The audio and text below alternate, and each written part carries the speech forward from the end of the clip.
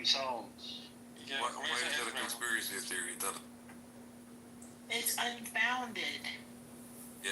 Do you want me to show you a video of the former finance minister talking about it publicly? The literature. Sorry? Can you read? I would rather read the literature. You could see the guy actually saying it, but yeah, there is literature about it. But you know, AI nowadays, I don't know what to trust. I prefer something that's pen and paper.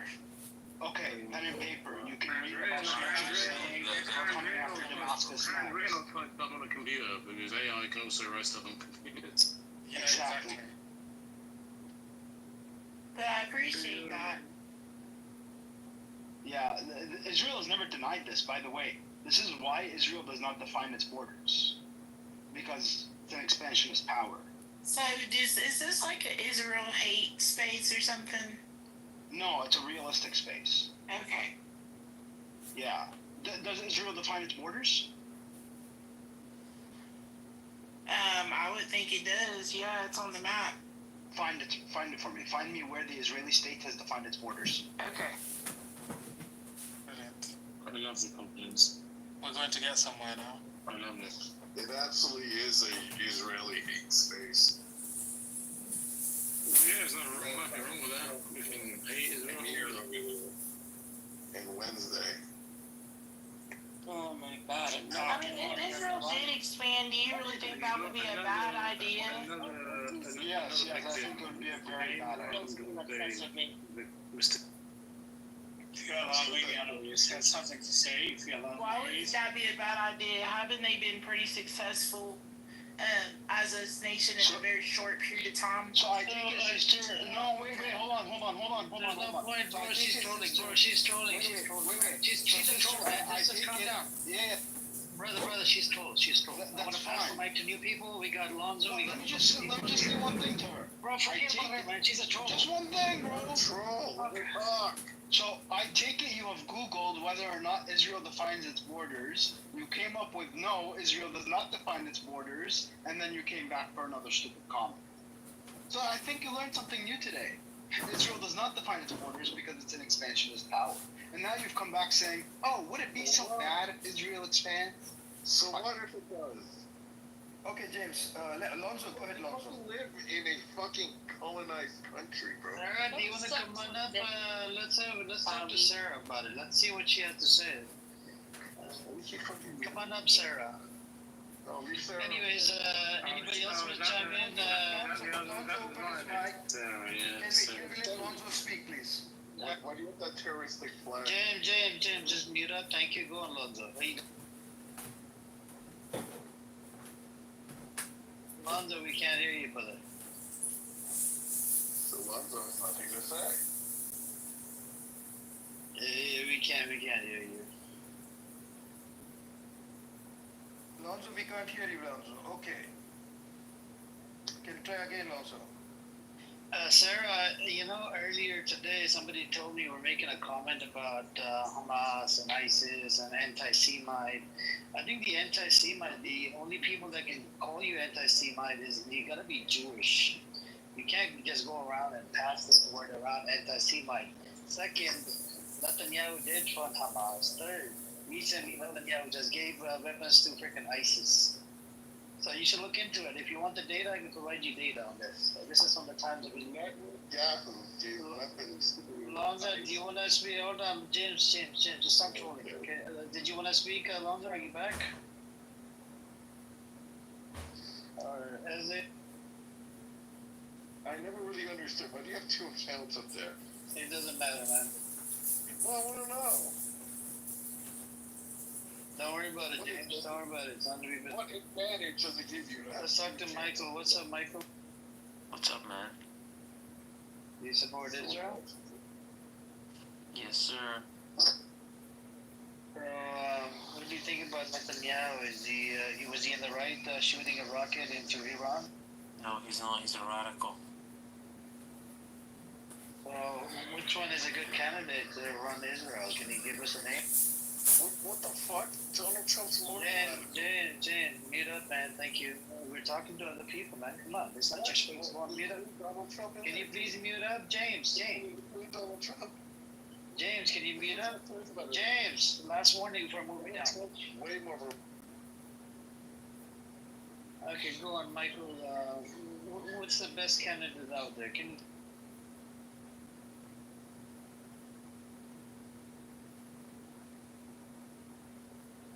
Come on, Michael, no response. Yeah, I'm here. Just one sec, sorry. Are you looking it up? You're asking Google Baba? Jesus fucking Christ, you're boss. Why are you insulting me like As it, did you, because, yeah, you just came up on this. Anyways, Ezra, did you want to chime in? No one wants to chime in, bro. James, calm down, This guy is so wanted. He wants the attention. He's attention seeker, man. He's fucking lonely, You bro. got one else up there. James, are you okay, bro? You want the attention? What's You going host this room 24/7. What the fuck? Yeah, because there's ongoing genocide. Genocide hasn't ended yet. This is the room. You in your tiny little room is not gonna fucking do shit. Can we donate for you here? Or? donate for like. Well, how do you we get send paid? the money to 24/7? I'm asking him. Yeah. How much money are you gonna send it? Can you tell? How much can you afford? No, I'm just asking because like you're here 24/7. So like, do you have a job or? No, I don't have a job. That's all I do. No, hey, That's pretty sick, man. That's a cool gig. He lives in his mommy's basement. Oh, you guys Why are are we making personal attacks? Can we stick to the topic? James Ali. James Ali. James actually is an Iranian. He supports IRGC. James. What the fuck? James, you know you support IRGC, right? You told me about it a couple days. Come on, the Muslim community doesn't support No, you. you're not Muslim. You're Catholic. Of course I'm not Muslim. You are Wait, though. did you think sister is a transgender woman? No, I think Amir is a transgender woman named Sarah. Oh, you're so stupid. Say I'm sick of the personal attacks. Honey, you gotta come stronger than that. I was asking a question because Israel does define its border where it has peace treaties. I want to say that. Girl, you just Took long enough for ChatGPT to get the answer. Yeah, well, I did look it up. I researched instead of talking on the side of my neck like Wednesday. And what did you You know, find? conspiracy theories I saw on YouTube. Does it define its borders? my neck, okay? And my does it define its parents are borders? related, click. Yeah, so it doesn't define its borders. It has armistice lines, which it breaks every now and then, like it broke with Syria as soon as the Syrian government changed, right? Yeah. So those aren't borders, so it does not define its borders. Thank you. How many times did America break its borders with Mexico? I don't give a shit. What the fuck? You're living in America. I'm not living in America. James, America just goes in there. I'm not living in America. But wait, hold on. Just because America does something, does that mean it's justified? America nuked Japan. Does that mean Iran can nuke Israel? You're benefiting. I'm Canadian, not American. But regardless, two wrongs don't make a right. Same shit. But you're benefiting from the colonization. Go back to your home country, bitch. I would like to, but these Europeans colonized my home country. They bombed the shit out of my country, so I had to come here. Syria? Yeah, Syria. Oh, fuck. No, I hear things are back to Bro, I hear things are compensating. I hear things are getting better in Iran. Why don't you go back? No, I don't want to. Hey, I have a serious Okay. guys, I have a serious question. Nobody can answer it for me. I feel like you're gonna troll. No, I'm not. Can I'm in support. Okay, what's your question? Okay, just wait. Listen, I just joined. I'll wait, but like, let me know when I can ask my question. I'll wait for you guys though, because I just. So Limit your anticipations. It's ass. hold on. Okay. So I'll ask after the first. So Iran has fired 25 missiles, right? Now, do you guys think that they will take over Israel? Do you think Take over, man. Chill. Take over. What do you think over? Did they fire it now? Amir, is it now?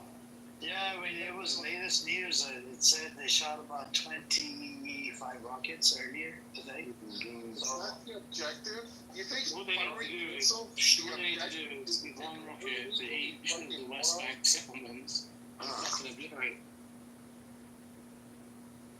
See, Israel, They just fucking keep on going after Tel Aviv. No, just keep going after the settlements. Just keep blowing up those West Bank settlements. They're illegal anyway, so just keep blowing them up. Fucking get rid of all Zionists. Yes. They are illegal. They are illegal. To get rid of all They're illegal buildings. They are illegal though. Those are illegal settlements. They're illegal. Get rid of them. Burn, baby, burn. The objective here is to take over the region. That's absolutely fucking crazy. Yo, Sarah, what's your number? That is crazy. Are you out of your fucking mind? What a Nobody lame said that was the objective. Dude, Dr. Nobody said Sarah. that was the objective. Dr. Sarah, what's your number? What's whose number? Wednesdays? Old is gold. What is the obsession, bro? Like, I don't know, man. Cause you're jealous, What is bitch. you obsessed with? I have no idea. Why are you obsessed with Islam? Anyway, so the IRGC, right? why Do you guys think? Hold on. Shut up. Do you guys think that the people have started siding with IRGC, even the ones that were anti-IRGC in Iran? After the attack, after they saw the amount of civilians at that. I mean, honestly, how do you make your living? Yeah, Michael, stop trolling. Last one for movie down. Thank you. Thank you. Thank you. Last one. Thank you. Can I ask my question? I think you know Michael. I think Michael's one of your trolls. Let's give the mic to Just, please. Yeah, okay, Go ahead, Just. I don't want to be rude because I'm new, but like, okay, so I've been doing a lot of research lately, and everybody, listen, we all have to take this thing seriously because World War III can start. But my real question is regarding Netanyahu, right? Does Netanyahu have a Yahoo account or a Gmail? You're such a stupid corny man. Was that meant to be? Netanyahu@yahoo.com. That's funny. We needed the comical relief. Thank you, Jess. Thank you. That was such a crack. And the anticipation for such a brilliant joke. I love it. Time for NATO to kick United States out. Quickly, very quickly, NATO needs to kick the United States out. It's time for all the Jewish women to go back to Israel. Nobody wants to see Yo, them shut next. up, Cody. Wednesday, shut the fuck up and It's suck his never dick. been more vulnerable to a terrorist attack than it is currently. Wednesday, Halas Wednesday. Wednesday, how old were you when 9/11 Cállate happened? la boca, pendeja sucia. Yeah, you're not in support of your Puerto Rican Tommy Kula Puta. heritage. No, it's garbage, baby. Got the hepatitis and every STD there is. Mama Niema. Yeah. I'm sorry that the parents are related. From what?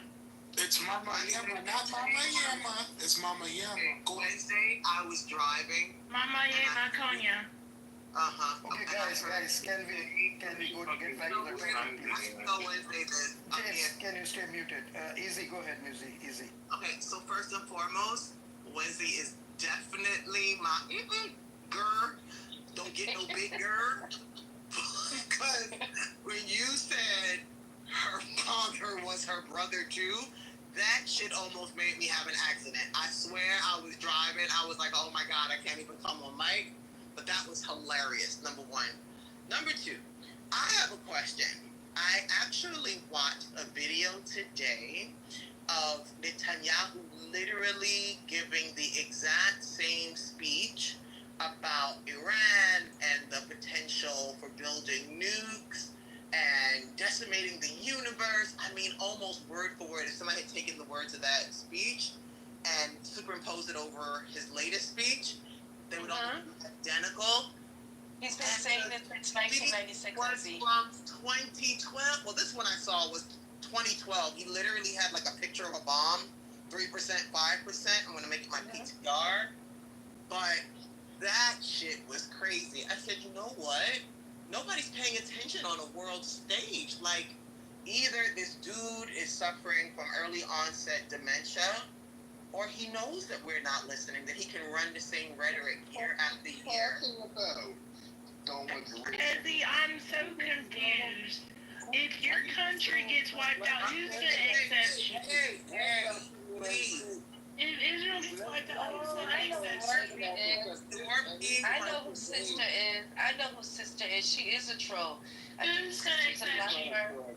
She's a black American woman claiming to be a white woman. Yeah, I know who she is. Whoever she is. But that's kind of crazy. 2012, the same speech?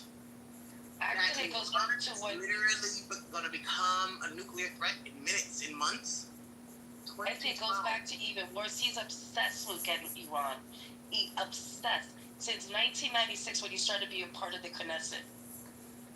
Since 1980s, actually. The first thing that he... that far back? Yeah. The first thing he did when he entered politics was this. That is insanity. I'm here to say hello to Izzy. How are you? Stopping a group of people want to destroy your country. James, why don't you stay muted for this talking? He has ADHD or some shit like that. Something really wrong with him. Okay, this guy has been making this claim that Iran is 2 weeks away from developing a nuclear bomb, 3 weeks away. Every year he makes the same statement, and American politicians would believe it. And based on what he says, they've been shouting for the last 20 to 30 years that Iran should be eliminated, Ayatollah Khomeini should be killed, and so on. But I don't know if you guys saw, I saw a small clip on, this guy, comedian, or the talk show host in the US. I think his name is John Waite, or something like that. Not John, he does the Late Show. The Late Show, yeah. So yeah, that... So I have it. I actually have it, a clip. You should share it, It's on TikTok. So Let me get it. I'll get it. Yeah, he showed all the years of Netanyahu saying nuclear weapon is, Iran is very close to having a nuclear weapon. Every year, literally every year's clip is shared in that thing. It's very, very, very hilarious. That is insane. That is insane. I don't know, how are you, Izzy? Oh Hashem, thank God. If you follow the career of Mr. Netanyahu since the 80s, like mid-80s till now. We should make that video. My sister has that. Hey Chucky, we should make that video go viral. Like, I didn't realize how bad it was. You're literally sitting there regurgitating the same crap year after year after year. Well, those are well-documented things, Izzy. I mean, this guy has been harping about it he stood from the UN saying Iran is 2 weeks away, 2 months away, 1 year away, 1/2 away. If you take Iran and you take Iraq, I guarantee you democracy will flourish in the Middle East. Iran and Iraq and add to that Libya are developing nuclear weapons. I mean, this is part and parcel of the a broad plan for Israel to expand and destroy its neighbor and draw the Americans into all those wars. I don't know how much Americans are aware of the of this system they have on on their discourse in the region. But I don't think the American people understand the last. Sorry, forgive me. The last post that it won't let me put it. Does look like I already put it. I'll send it to you, Ezzy. Okay. Thank you. Have TikTok? I do. Okay. I very rarely use it, but I have it. I just wrote a response to Trump. If you want to hear it. Yeah, point. Just give me a few seconds. Jindib, you mentioned if American people realize the kind of hold Israel has, right? Is that what you said? Yes, the choke. It's not a hold; it's a chokehold on. Yeah. On the... So let me quote you.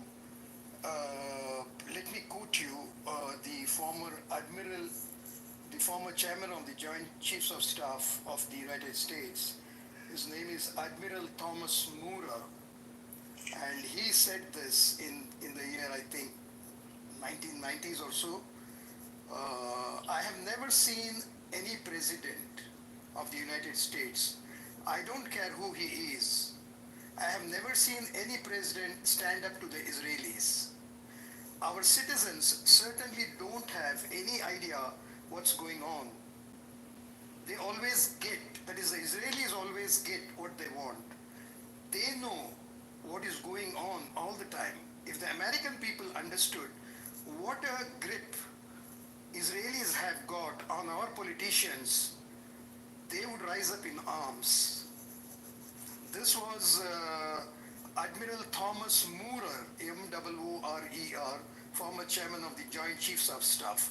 Let me also read you another quote. This is by Miss Ann Lewis. Ann Lewis was the former White House Communications Director for Bill Clinton. And she said it matter-of-factly in a press meet. The primary role of the President of the United States is to support the decisions made in Israel. Let me read it again if it did not, let it sink in. The primary role of the President of the United States is to support the decisions made in Israel. That's it. But don't the American people, the freedom-loving people of America, don't they feel perplexing that? We have no freedom, Ginger. We have no freedom. Yes, you do. I mean, you love freedom. You don't breathe have freedom it on a unless daily basis. we're gonna have to But revolt. aren't they perplexed by this stuff, or they're just not informed? No, I think it's why is it they have such a chokehold on their politicians? I mean, I watch some senators who are they're like massaging the balls of those Zionists, and they just carry on with their agenda with no shame whatsoever. Is it because of a few dollars they throw their way and they have them elected, or they keep them in office? I don't understand it. It's perplexing. It's not that complicated. It's not that much to understand. Pick a politician and I'll tell you how much funding they get a year from APAC. Just pick one. Let's go down the list. It's real simple. Well, that part I understand, but why would an American politician sell themselves so cheap to serve not the interest of their country, but is it because they make money from arms? Is it? I don't understand. I don't get it. Well, it's because they slow down and they don't like Muslims. There you go. I don't think about these Muslims. I just don't. No, they don't. Listen, something else is going. I've lived in America for all my life. The way they brainwash us that hate Muslims, it starts very young. Very young. All right, I have a response to Trump's tweet. Do you want to hear it? Sure. So, Trump tweeted to the Supreme Leader of Iran. So here's Iran's response from me to Trump. Dear Mr. Trump, thank you for your recent death threats. I don't think they're funny. However, be advised when you say you know where I am. Well, I know where you are, and BB is, and I know where your children are. BB's kids are in Miami, and Trump, you know what's up. Thank you so much for writing to me, you stupid ass Zionist supporter. Okay, and then it ends, the Supreme Leader.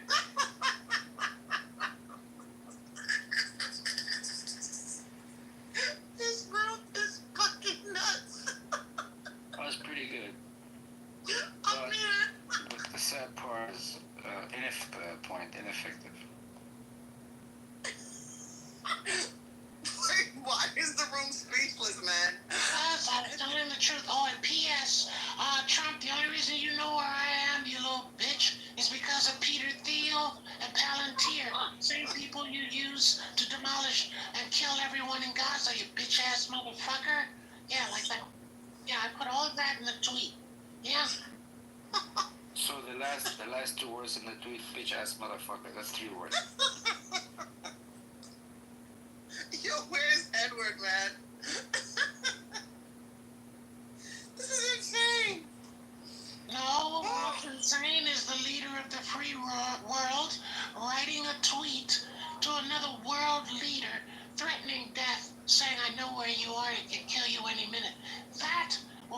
in history as the number one support of a Zionist mentality. Definitely is an So embarrassment. not funny. It's an embarrassment to humanity, let alone to the United States of America.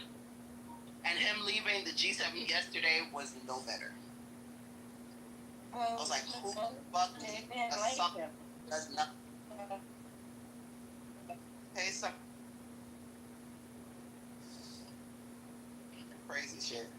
I'm crossing the border to Canada. I'm a seek amnesty. Denied. No, I'm going. It's late. No, don't come here. We have enough immigrants already. We don't need. Never heard of a world leader. No. Stay out of Canada. Never heard of a world leader telling people in another country and the metropolis to evacuate. He's creating a stampede. He's creating hysteria on an international level. Never Imagine there's more than 80 million people went out and said this guy's okay. Yeah, but you know what? They did a few polls in different countries, and I think he's at a 70 to 80% disapproval rate. No, I'm saying that's correct. 80 million people in America walked to a booth and they said that guy is okay. They were stupid. I think they were all drunk though. No, there was no 80. They were all sipping Hennessy. Hold on. You're entitled to your own opinions, but not your own facts. No way. There was no 80 million. Did you see him at his little birthday party that nobody showed up to? Yeah. That was pathetic. What do you mean, point? Didn't 80 million people vote him in? Get a pencil and paper. Here's what I mean. Get a pencil and paper. 31.78% voted for Trump. Write it down. 30.84 voted for Harris. 1.06 voted third party. And 36.32% did not vote because of Gaza. Okay. Get it right, motherfuckers. Yeah, I understand, but that 30 something, how many people is that? About 330 million. You do the math. So 30% of the the voting age, let's say 150. It's not 80%. It's not 80 million. What she's basically saying is that because the individuals abstaining, it didn't help. And I believe that too. I'm not even gonna lie. I think it's more people. Lost. Yeah, that's why we all know that's why she lost. Yeah. Mainstream media won't tell you that. Mainstream media is owned by the Zionists. CNN won't tell you that. Harvard is trying to tell you that. Yale and Princeton, but they're trying to silence them. Why do you think? Oh, because of fucking Columbia. What went down there? Go pay attention. Don't mention Palestine. We're gonna silence you. We're gonna take your future. We're gonna take your prospects for a job. Oh yeah, they threatened the students. Oh yeah, the Zionists did that. Oh yeah, they did that in your fucking faces. So it's not a joke. It's not a joke. And what was even more embarrassing is that Colombia has more European Jews in a little bit who have leanings towards Israel, and their children and the students didn't exactly behave in a way that they felt was becoming to their leadership. Yeah. Colombia was definitely an embarrassment to Colombia's board. Pretty fucking sick. Pretty fucking sad. Actually, we haven't heard very much about Colombia since, have we? Not a pin drop. Not a motherfucking pin drop. Thank God it's the summer session. Yeah, it is kind of interesting. And there's a reason for that. Because the Zionists really control Colombia. You dig in the books, find the endowment, go me, you'll see. Don't say that. You know what happened to AOC when she said it was all about the Benjamins? Exactly. She's bought too by APAC. Bitch. She's a bitch too. You know what? You know about. You know, I'm not even gonna do this. I should do this. Maybe I can do this. AOC is bought and paid. Yeah, okay, so let's do AOC. If you check her background, I'm not gonna get. Maybe I'll get in trouble for this, but I don't give a fuck. Fuck Amir. So if you check her background, you'll find that she bartended at one time. Correct? Yes. Okay. Say yes. Yeah, she was a bartender before she ran for Congress. However, they conveniently left out that she not only bartended, but she danced at the fucking bar that she was in, because it was a strip club. And guess who knows the owner? Let me close my mic. Fuck you, Amir. Guess who knows the? Oh, damn. Who knows the owner? What? Trump? Probably Point. No, I mean, considering she was in New York, right? Trump was big in New York. Real estate, strip clubs. That could have been anyone, honestly. There's a lot of Jews that work in this industry. And the craziest part is that so many have hyphenated last names or changed last names. I think unless you yourself are Jewish or been raised around Jewish people, you would never even know that the people are Jewish. Yeah, like Jack Ruby, who killed Lee Harvey Oswald. His real name was Rubenstein. You know, I did not know that until recently. Yeah, a lot of people don't know that. The Jewish mafia is a thing. You see, mafia people think Italian right away because of the movies and whatever. But the Jewish mafia was a real thing. That's what started Las Vegas, actually. You ever seen Peaky Blinders? Oh, No, I haven't watched it. It was Peaky Blinders is really. You know what was good, and they kind of snuck it in, but didn't really give you too much on it. If you saw Chadwick Boseman's movie, I think it was called The Bankers, and this my grandmother actually attested to, that when black folks would try and get loans from the banks, they were often denied. But European Jews would act as intercessors, and they would lend black folks the monies, or they would, secure notes for them, and they were later lauded as, friends and allies and the whole nine. But if you speak to old school black folks who have nothing to gain or lose from telling the truth, they will tell you that, oh yeah, the Jew man, they would call him sadly, the Jew man would come in and he would help baby, but he was going to charge us upwards of 20 to 30% more in interest. But what choice did we have? I had an elder talk about a European Jewish merchant who would come through the black neighborhood and sell these really, really, really beautiful dresses, very well made, very well tailored. But he had a card and he would sell it, when Jay-Z talks about they would sell stuff on credit. If you weren't careful, and the old ladies would say that they would call their children, from the back just to make sure that they weren't scammed. This is so sad. That if the dress cost $50, 6 entries would say $50 month after month after month, even though individuals had paid on it, it would never reflect the deduction of their payments. Oh, so it's kind of like Rent-A-Center. I don't know, I've never done Rent-A-Center before. Yeah. But what hurt me is that these are little old ladies who the world today, if they were a little younger, would call anti-Semites. But they're just talking about their lived experience with crooks. Straight that's crooks. Well, you bringing that up about the black community and the Jewish community, they also lend to historic black colleges too, and they'll tell you, oh yeah, we're the only ones that lend money to historic colleges, but they don't tell how much interest they charge, and of course they're gonna go to them because no one else was loaning them money to start their black college, right? They weren't allowed to go to regular colleges, like to a college that like Harvard or anything, so they created their own.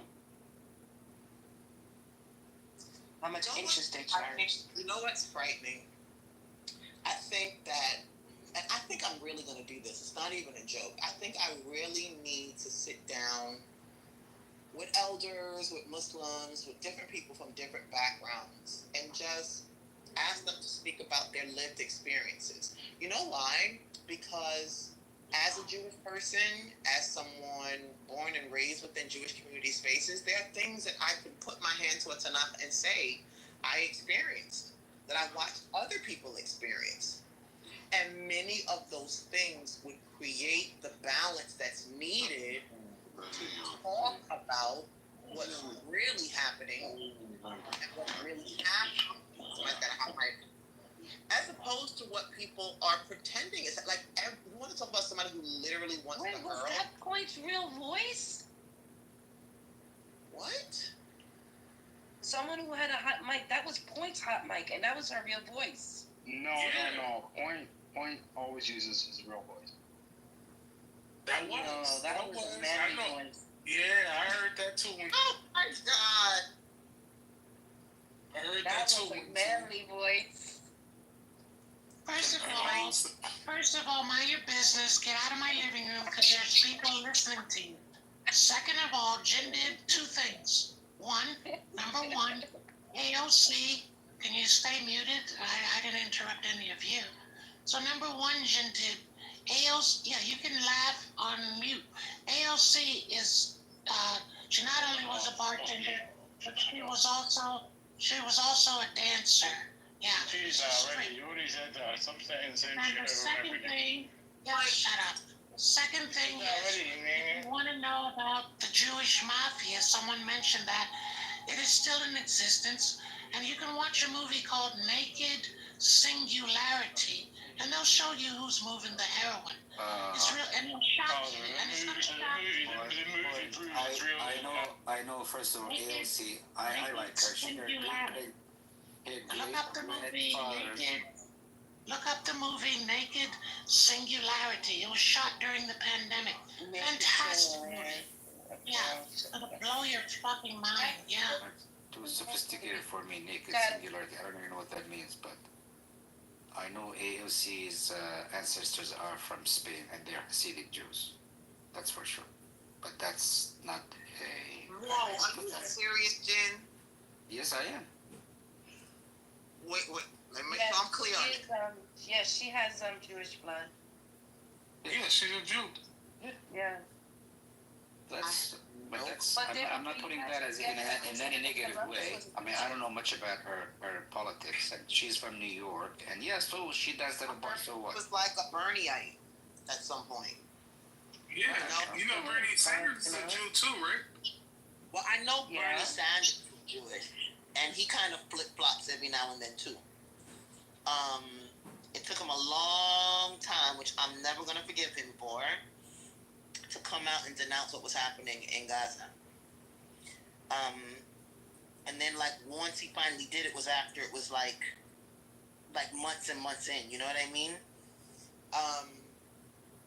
But I didn't know that about AOC. That's some deep shit right there. Sanders, I mean, he did speak up. He's got, I mean, I know his influence is marginal in American politics now because he was sidelined by the Democrats and he was just marginalized. But he's been speaking up. I mean, I haven't seen. No, lately, I'm saying what I was saying is that I expected him to come out the gate, and he was criticized heavily for not saying what he needed to say earlier. Again, I'm not saying whether that makes him good or bad or ugly, but at the end of the day, it really would have been nice. How much does he get from AIPAC, and how much does AOC get from AIPAC? Does anyone know? I have no idea. I'm not sure if AIPAC I've never had any idea. How come you don't know these things? Why don't you go look I it didn't know up? you got anything. I'm gonna Well, sound go look like it up I'm and gonna tell sound like me. Ted Cruz saying, Well, I don't know I how don't many know. people live in Iran. Yeah, you never know anything. God, why don't you go look it up and come back and tell me? I'm not gonna look up anything. That's like a Ah, waste so of, you that's like, support the Zionists? Yes. You don't want to know. that's a little it's a waste of my You don't want time. to know. That's what Zionists say. Yeah, that's a waste of my time. Yeah, you guys are undercover. Why do you have Zionist so? supporters. Why do you have to be so antagonistic? Why can't you just bring the information to the table? Would it hurt? Do I fucking work here? I don't fucking work Yes, here. you do. Shannon start paying points for her. Yes, you do. Yes, you Yeah, work here. wait. Yes, you do work here. Come on, $5 a piece, guys. It's not that much. Don't be cheap. No. For somebody who doesn't, Bring anything. for I somebody don't who bring doesn't anything work here. here, Shit, I don't work here. I don't have to bring my lunch. Yeah, we can employ you. We can employ you. How much? How much? How much? Well, we're each gonna pitch in $5. It's your job to convince people to pitch in $5. The more people you can convince, the more you're gonna get. Sorry, I don't bring shit here. Fuck you all. Go look it up. Bernie Sanders gets approximately, yeah, go fill in the blank. AOC gets, it's all online. It's public information. What the fuck you don't know what I'm telling you? That's why they're not speaking out about Gaza. That's why Harvard, Yale, Princeton are fighting so hard. That's why AOC is funding from APAC point. Oh, God, now you tell me. I don't know shit. My chickens need feed, and I can't get feed. How do I go about solving that problem? You guys don't care about the kids in Gaza. You just want to be on Clubhouse. Clubhouse. I have a question for you. Woo! Hold on a second. Let me get some lemonade, then I'll answer your question. But go ahead, I'll listen. Okay, so it would really be interesting to find out who gets what from who in real time. Well, go look it up. He said he had a question. Why are you interrupting? Yeah. This is related to you. The point, like historically, when empires bankrupt, they throw Jews out, so all their debt disappear. Do you think that these KKK guys, MAGA people, are throwing Jews under bus because they're going bankrupt? Think about it. Right now, if they gather all the Jews and kill them, nobody cares because of anti-Semitic that Jews have created. Do you see any pattern here that like U.S. is going bankrupt and they're kind of, and I mean, what you're describing sounds very, very much like Nazi Germany. What was the question for? What was the question for? Point. If Trump is Hitler, which is behaving like one, do you think that he is doing this to Jews? It could be, and I'll tell you why. The Balfour Agreement and the shipping of Jews from Europe to this territory called Israel was an anti-Semitic act. Why? Because they wanted the Jews out of Europe. They were anti-Semitic right there, the Europeans. So they're like, get these motherfuckers out of here. So initially, anti-Semitism started from the writers of the Balfour Agreement, from the people that shipped those people to Israel. That was all anti-Semitic. I don't know if you know that. That was all behind anti-Semitism. I hope I'm not telling you something you're just finding the fuck out. Because you got me fucked up.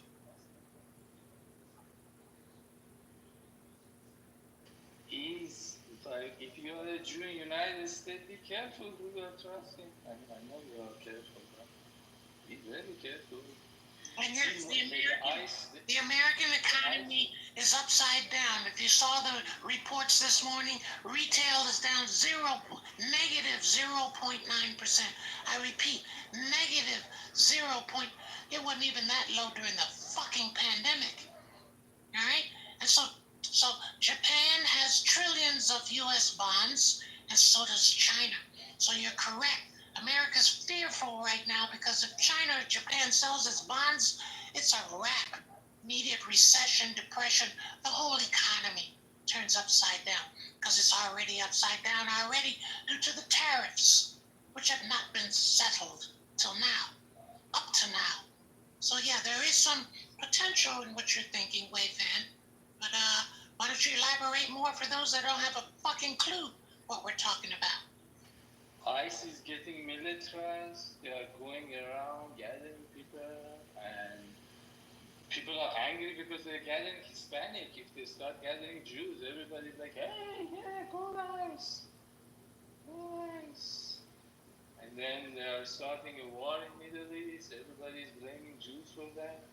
If they gather Jews, everyone say, "Oh yeah, Jews are motherfuckers." It's not like it hasn't happened before. This exact scenario has happened before. So. And Jews are in charge of banks, and they want that, they are the one who holds a lot of this debt. If you throw them out, a lot of debts disappear. Everybody has It's possible because the American Federal Reserve, which most Americans don't even understand, is controlled by Zionists. We know this. The Rothschilds, etc., etc., etc. Oh, banking industry. So yeah, America's held hostage by that. So I don't know. Seems to be working out just fine for them. Meanwhile, the American populace is fucking clueless. Fucking clueless.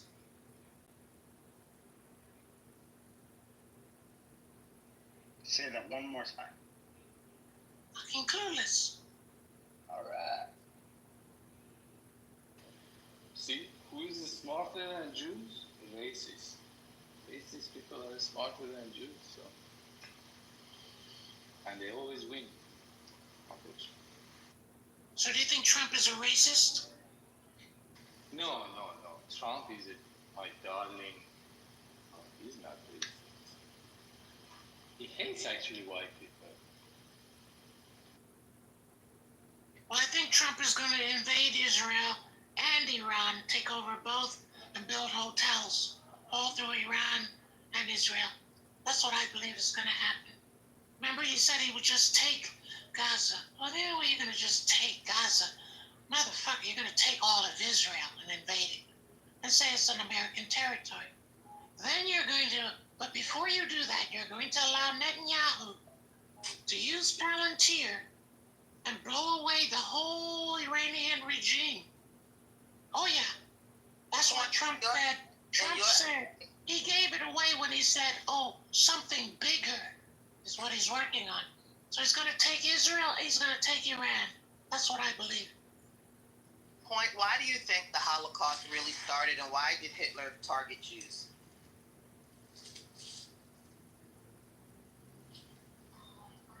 Is that like a serious question? Are you trolling or you don't know? I'm not trolling. I'm asking you. What do you think is the real reason? It was the same reason regarding the Balfour Agreement. The Jews were a problem. They were doing economic gains and doing things that just became a problem. Yeah, that's not why the Balfour Declaration happened. Excuse me. They were creating a problem to other people, or what people construed as a problem in terms of how they operated, how they did business, etc., right? Good, bad, or ugly. It was a problem. So then they were pushed to the side. More financial than it was anti-Semitic. Yeah, I just said it was financial. I said business, how they did business. All right? Then people became jealous of how they did business. So that's why it became a problem. All right? Jealous of how they did business? Oh, God. Hey, can I let a rabbi answer that question for you? Go ahead, Rabbi. Yeah, I'm just going to find it real quick. I don't even understand the question. You don't know what went down then?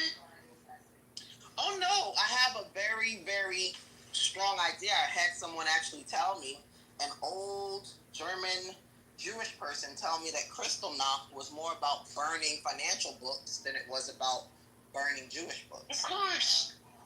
Who knows the first two laws that Hitler implemented? Hitler, first two laws that Hitler implemented that not only... This is Rabbi Mizrahi. Not only... No, Rabbi Yaron Rubak. Everybody else... Okay. He's a crook. but also made what's called until this day the biggest financial miracle in history. Who knows the first two laws? Before the Nuremberg laws. Didn't have to do it for Years before it. Hitler first comes into power. What's the first two laws? Okay, I'll save you the time. Rule number one. No more pornography. No more homosexuality. None of that garbage. Not allowed.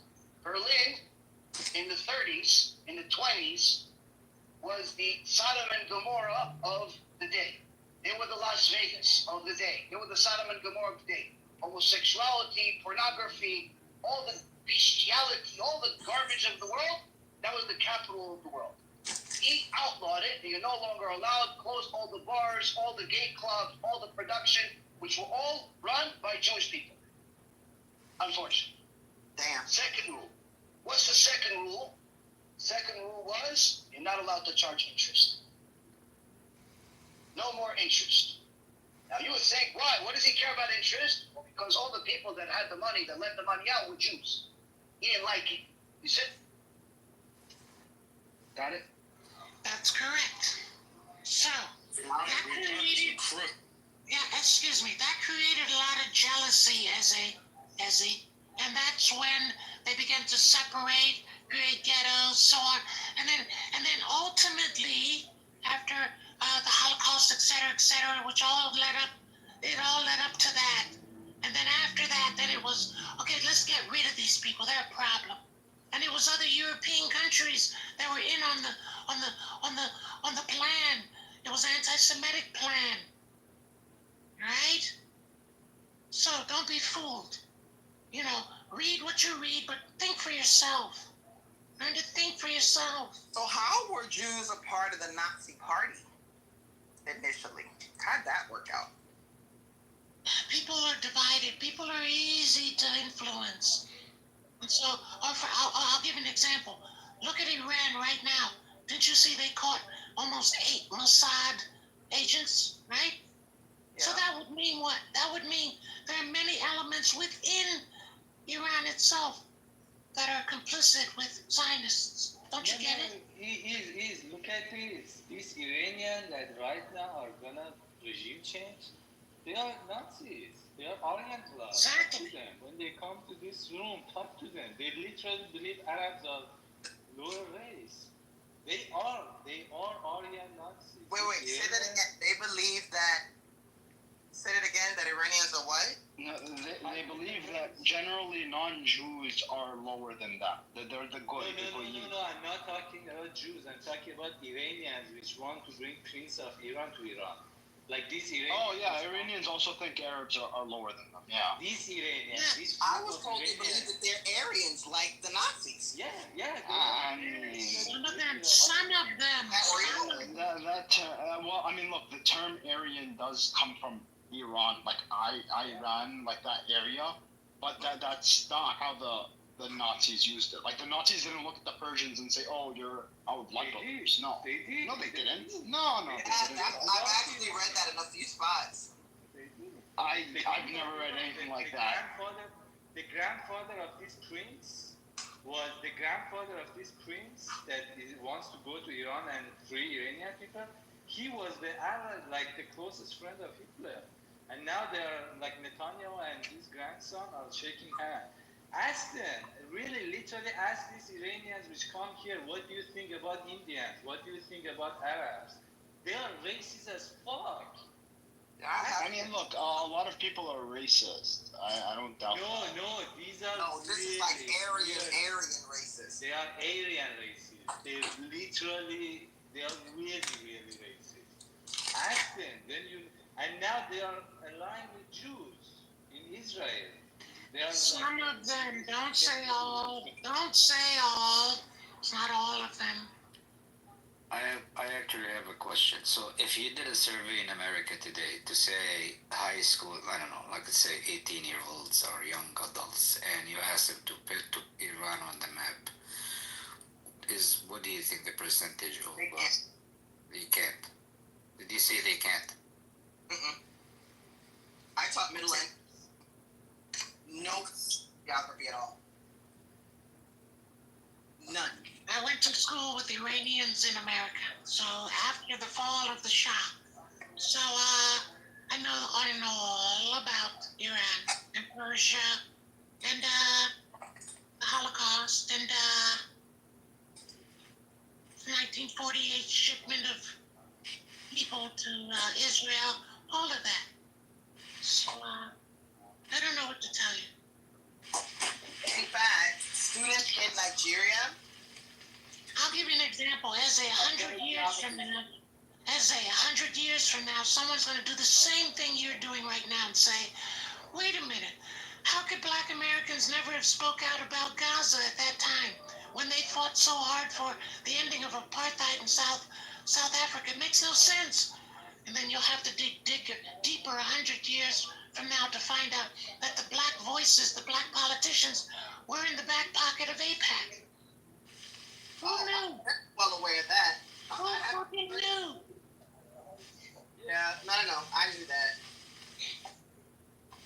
Well, it's the same way you had Jews associated with the Nazis. So that's to answer your question. Fucked up shit. You know about the Levy, right? How they actually proposed a formal alliance in, I think it was 1943. Insane.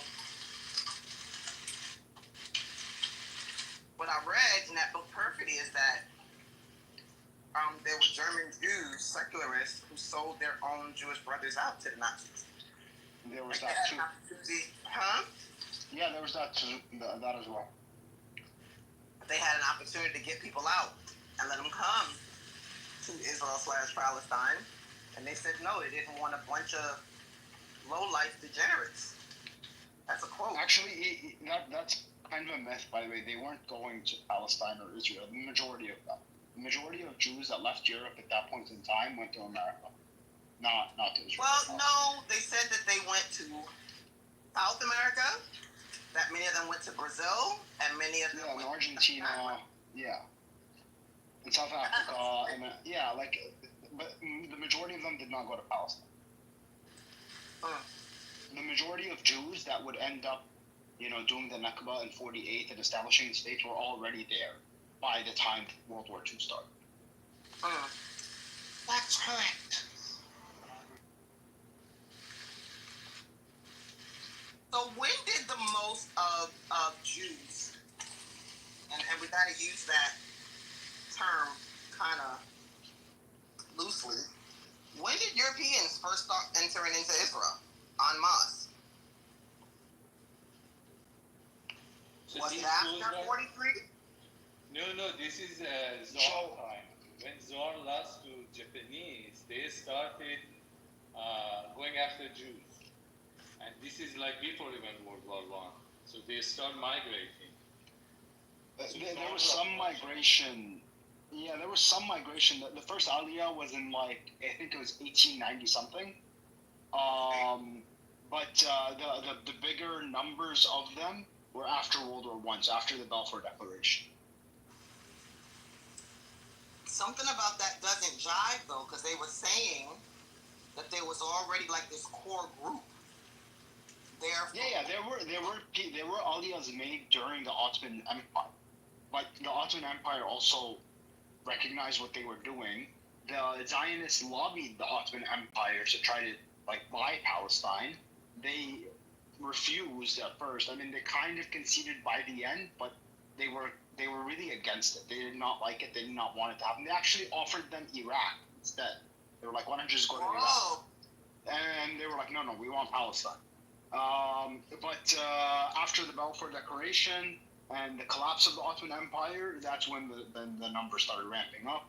The Jewish Colonization Association, JCA, which has changed its name but retains the acronym JCA. I forgot what it's called now. It was being funded by the Rothschilds, and there were plenty of people, Jews, that wanted to get out of Russia because of the collapse of the Soviet Union, and Germany and Poland and all of these places. There would have been bigger numbers if the Soviets, after they finally took control and ended the Russian Civil War, they were staunchly anti-Zionist, despite the fact that they were majority Jewish in terms of leadership. But they were anti-Zionist Jews because they wanted to keep the Jews inside of Russia. That's a good thing for them. So, and they had just a general, like, you're not allowed to leave the country policy. So the numbers would have been higher if the Russians collaborated. And that's why you saw, after the collapse of the Soviet Union, a huge number of Russian Jews migrated to Israel in the 1990s. So that I do remember. Yeah. I remember Nyana.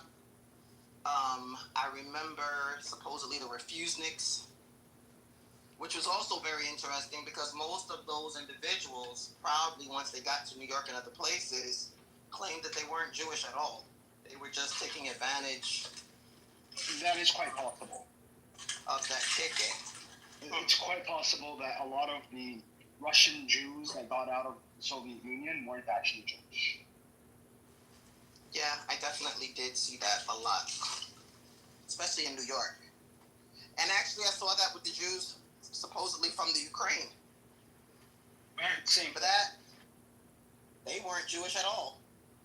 But they walk around with the yarmulke and payouts. No, they don't. They walk around with fur coats and benefits, but nope, no Shabbat, no kosher food. I would watch them eat pork. I used to see them at JFK, man, in Terminal 2. They used to tuck in their payouts. They used to put the baseball cap over there. Yeah. Nah. And they used to tuck in their ZT and go get a cheeseburger at Wendy's. No, Russians are gangster.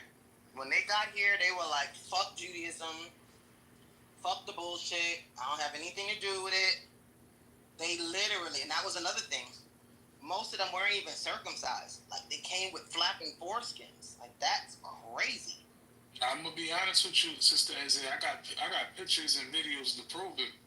I used to see them walk in there. They used to put a baseball cap on, preferably a Yankees hat. I see them. Those are not Russian Jews. Russian Jews never even put on a kippah. Hey, it sounded like Russian to me. I know Pliviet is Russian. It's one of them Slavic languages. Ain't care nothing about being Jewish. You know? You guys are racist. You all are racist in here. I'm talking about members of my community. Ain't got nothing to do with racism. They'll tell you themselves. It's everything to do with racism. If you really want to know anti-Semitic, like you can go a little back in, I think 19th century, half of like 1850, there is a European spring. Like for example, there was Arab Spring that suddenly all countries went to revolution. So there is a 1 year that many countries in Europe like suddenly become free. And it's because of potato. There is a potato disease and hunger comes and people, we want freedom, we don't have potato. So after that, they have to create an idea, okay, we kick out the kings, what should we do? So the French came up with the idea of nationalism, and it's called scientific race theory. They created literally a theory, a race theory to create nations. And that is the basis of all racist people. They go back there and they say, in order to have a nation, we need to have a race. And then they say, okay, if we have race, so why not our race is better than other race? And then it's all about racism. Anti-Semitism is basically a racist idea. Jews are a lower race. Let's do that. That's a bunch of bullshit. That's built on a fallacy. No, these are actual histories. And what I told you, freedom is a result of potato. That's why I call myself a potato. That's the exact reason we have potato is because we have, the reason we have freedom is because of a potato. There are rumors going around that Iran actually did a nuclear test, some kind underground nuclear test, like yesterday They did some what? Nuclear test. Yeah, I think I read something like that this morning too. Are you talking about like these things that they're doing? These missiles that they're firing is just kind of No. What is called a cold test, which is like the preparation to assemble a bomb or something. Huh. No, that's not what I was talking about. Well, They were actually, saying that's a good these question. hired are like the calm before the storm. Well, no, this is a good question. So, if Iran woke up tomorrow morning and Iran has declared it has a, what do you think? If Iran declares they have a nuclear bomb, Yeah. they should have announced that No, I'm just saying, like, if they announce it tomorrow. I don't really know. I don't know. I'm not sure. I think I don't know.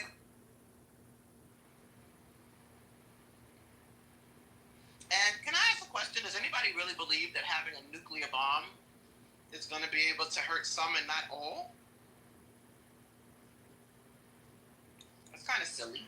Well, I don't know how advanced the nuclear technology is, but I'm sure there are nuclear bombs that are small in size, I guess, that can destroy a city or something. I don't know. And not destroy a whole... Like Hiroshima and Nagasaki? I mean, those bombs are highly inefficient, by the way. Modern day nuclear weapons are much worse than that. I don't know anything about the stuff, but by now the nuclear technology should have been is much more advanced. I've even read somewhere that you can have a nuclear device next to your house that can operate for 1,000 years to give you heat and electricity and so on and so forth. But it's not safe for someone to have a nuclear machine of any kind anywhere if it's not under control. So the technology itself has been refined in such a way where I don't know what the term they use, but you can have a nuclear device that is very tiny in terms of its capacity, but they can also be extremely devastating for large swaths of land and areas. I'm not sure, but I would assume that the technology itself has been refined over the years. I was just talking about containment. Like if someone dropped a bomb on Iran or Israel or whatever else, you can't exactly contain the When you're talking about radiation? Yeah. No, there are nuclear bombs that don't have radiation. Just fallout. No radiation. A fallout, that's what I was Is that true? There are nuclear bombs that have none or very little radiation? Yeah.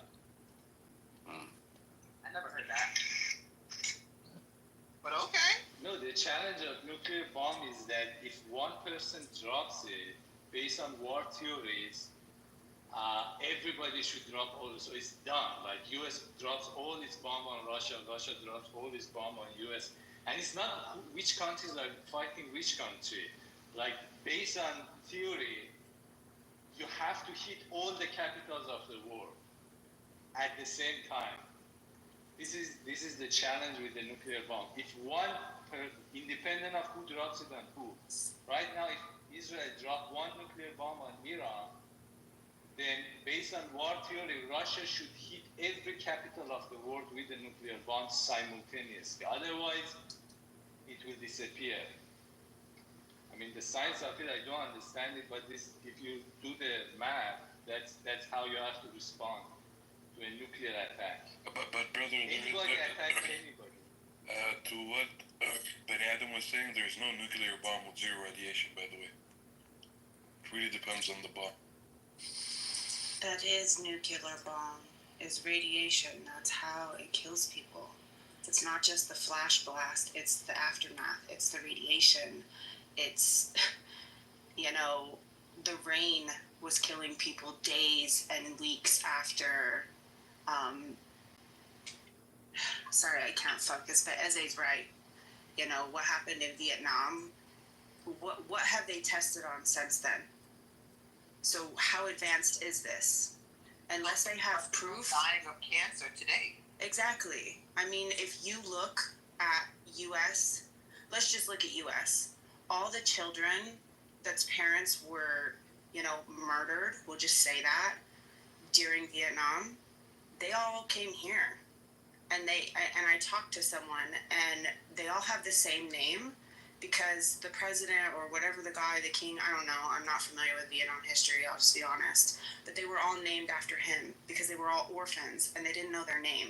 So their family lineage is wiped out, and they were all named after him. And I mean, I could put the name in the chat, but that's why a lot of Vietnamese have the same name.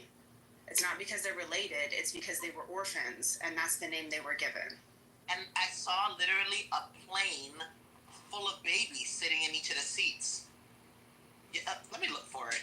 It was really deep. It was called Operation something, and that was how they saved supposedly the orphans of Vietnam. They don't talk about how many kids died. But so there are fusion nuclear bombs and there are fission nuclear bombs. So fusion ones have much more radiation than fission, like uranium and hydrogen. So it's still hydrogen has radiation, but not as much as uranium. Yeah, the radiation is like minuscule compared to fission. Great, but let's not turn this generation into a testing field. Okay, everyone's saying, "Oh, just nuke them," and it's like, really? They already are. That's how you feel. Let's be honest. No, I don't really think that's going to happen. I don't even think that the U.S. is really going to take it on. There's already news out saying that they're backing away from it. If the U.S. is the most outlandish colonial state in the world, if you ask my opinion. If you look at the attacks that we've made on other soil, and things that we and our allies have created in war and tested on other nations, it's disgusting. So I hope not. I hope you're right. I really do. But with the height and the ego that's in office right now, it's dangerous. It's very dangerous what's happening. I don't know if you guys are watching the congressional in the House talking to immigration. I forget her name. She's called the Ice Queen, the Barbie Ice Queen. Anyway, the conversations that they're having in our Senate and what they're saying to these people that Trump put in office, and the look on their face when they're telling them how, disgusting their office is and how they're over budget and that, and just the no expression on their face. They have an agenda, and they're going to see it through. And none of us are privy to it. Maybe some military are. But when people call me radical and I'm a conspiracy theorist, it's like it's only a conspiracy until history books are written about it. So I'm just going to keep praying for the people in Gaza, and especially for the people in the region, and mostly for U.S., because the last time we saw an attack on U.S. soil has a lot of conspiracy theories attached to it, and a lot of American citizens died, and a lot of people were hurt, and a lot of people are still hurt because of the asbestos and the cancer and all the mess from 9/11. Our government, we're just cattle. They've said it during COVID. Herd mentality, they're all going to get the shot. And now you look at these trials for these Pfizer and Moderna and what's happening. Like, I don't want to go on a tangent, but you guys talking about, nukes this, nukes that. It's just really, really frustrating to hear people talk about it so loosely when we have historical data of what atom bombs and nukes do to people. I'll just say one last word. I'll say one word and then I'll land. Chernobyl. Yeah. I don't know if you guys heard this, man, but they just sent the USS Nimitz and Carl Vinson up to the Middle East. Yeah, they said they're there for defensive. Not good. No, it's the reason why I say that is interesting because the USS Carl Vinson is a 7th Fleet ship which serves Asia. So to see them move it to the 5th Fleet is kind of interesting.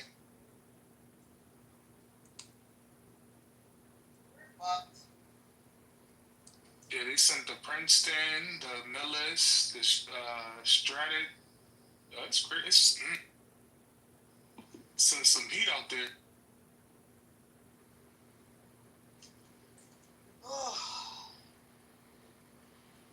You know what? If we even had any reason to believe that these people had a moral code or compass of any type, that would be one thing. But we know they don't. This is one big video game for them. Netanyahu has been poking at Iran and trying to paint them as the aggressor for over a decade. He's been, making accusations about Iran and their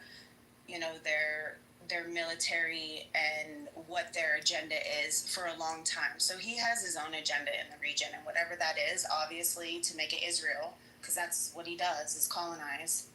It's happening right before our eyes, and it's like, what is anybody doing?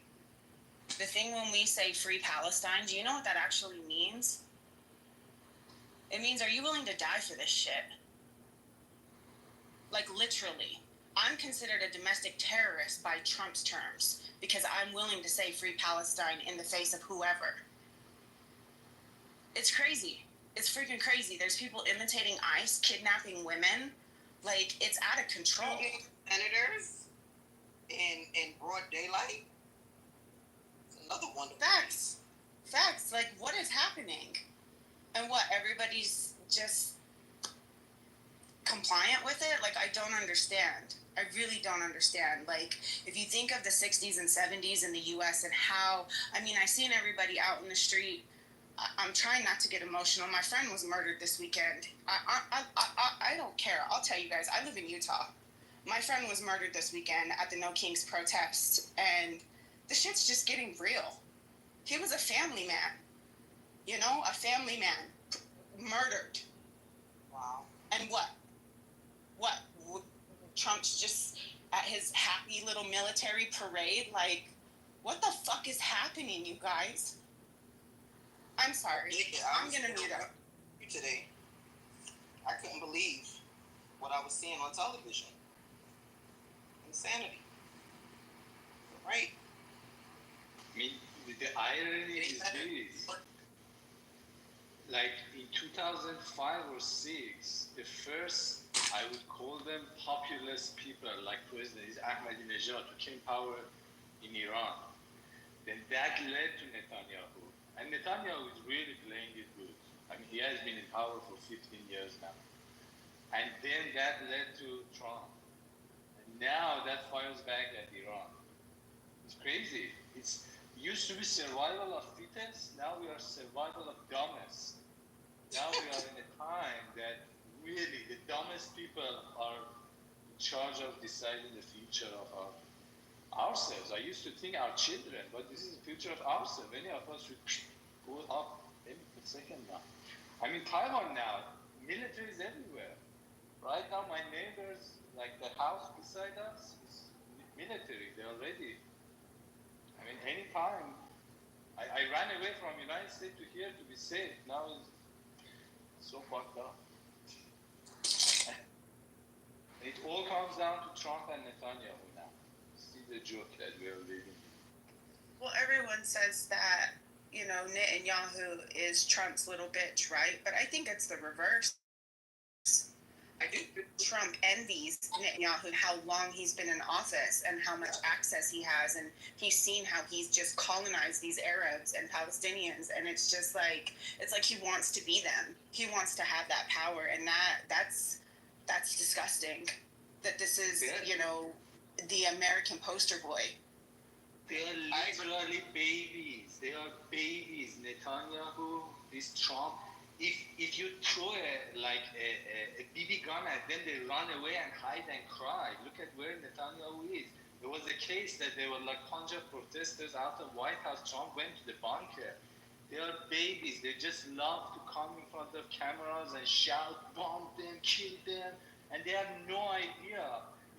The consequence part of their brain has not developed. Babies, when they are growing up, they don't know. For example, if I touch this, what would happen? Because their brain doesn't have a consequence section. That part develops later in the age. Grown-ups don't do these kind of things. They have no idea what they are doing can cause. What kind of... It's just they cannot comprehend it. Just we have a baby in charge of our military. That's what it is. Totally insane. And it would be one thing if there was a chance something could change. I feel like it can though, I feel like it can because when you have tens of thousands of people out protesting and you have people like us in this room standing up to Zionists for whatever it's worth on a social app, right?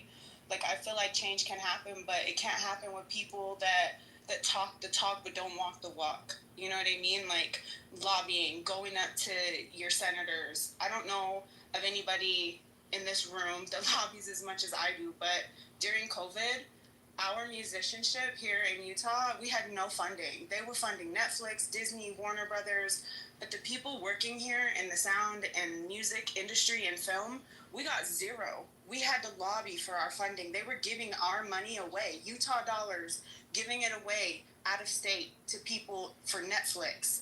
And it's just crazy to me until you walk up to your congressman and say, hey, this is what I stand for. I'm a voter in your community. Or you email the shit out of them and you're blocked and you can't email them anymore. Like that shit was funny to me for Palestine.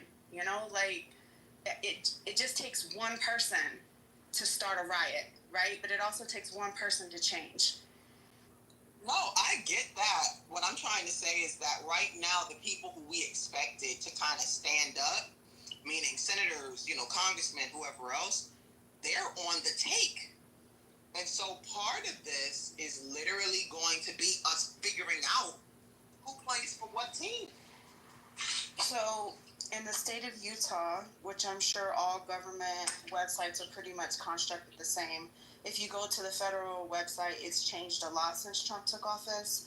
But there is a place where you can go and you can investigate your city officials and your government officials. You can find out what their spouses, where the money, always follow the money. You guys, I don't know, a lot of you don't know me, some of you do, but I've always said in this room, follow the money and you will find the corruption. It's super easy. It's hard to navigate the website, so maybe get help. But on your government website, you can find out where their campaign dollars are going, where their private money is going. Now, obviously, some people have hidden bank accounts, obviously, so you might not find every penny, but any tax return that a senator, a governor, a mayor, a city elected official, anyone on the legislature, anyone involved in government, if they're registered in your government website, you can go and you can look at their history, at their financial history, and see, okay, well, they took money from Pfizer, or they took money from Moderna, or they funded this specific thing, or oh, look at that, they're actually funding Israel. It's super easy. I mean, if anybody wants help, I'm happy to help. Just shoot me a DM. I definitely would like to know. I mean, I'm back and forth, but send me a DM for your government and I'll try to find the link on your website, and then all you have to do is type in their name.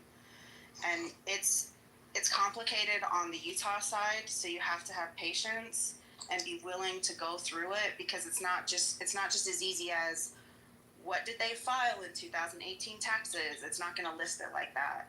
They don't make it that simple for a reason, right? Because they don't want people to know what they're funding so that they can hide it.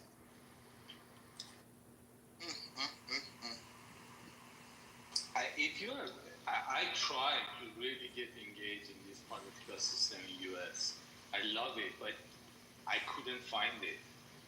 I came to the conclusion that they hide it. They hide it so you do not find it. So only few people know how to play the game. Hide really, morning.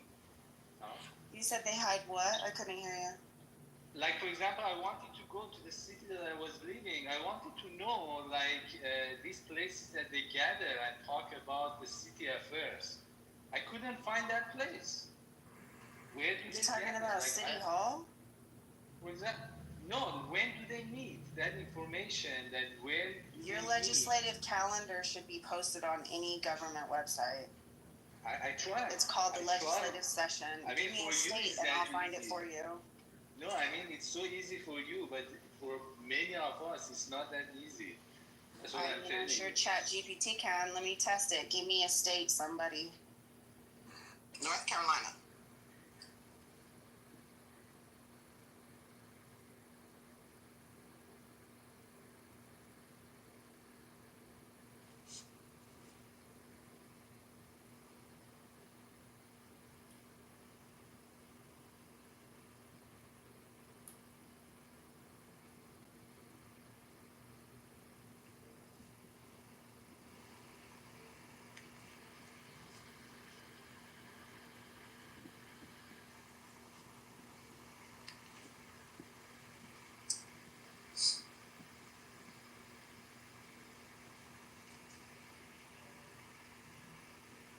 don't really know if you guys believe in this shit or not, but I posted 2 links. Start with the one at the bottom and then look at the one at the top. Very, very interesting. Wait. Say that again. Look at the links that I posted in the chat. They're shorts, you know, they're like 30 seconds, but they're very interesting. I don't see anything, boo-boo. Oh, okay, I do see.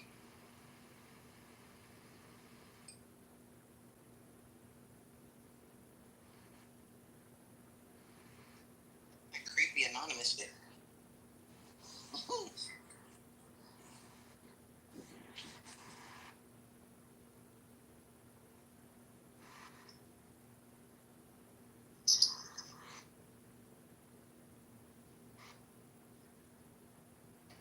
I didn't even use ChatGPT. I just Googled legislative session, North Carolina. I mean, they're all pretty much standard.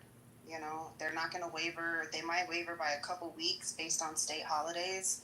Mm-hmm. And like when school's out, that sort of thing. But it's pretty standard.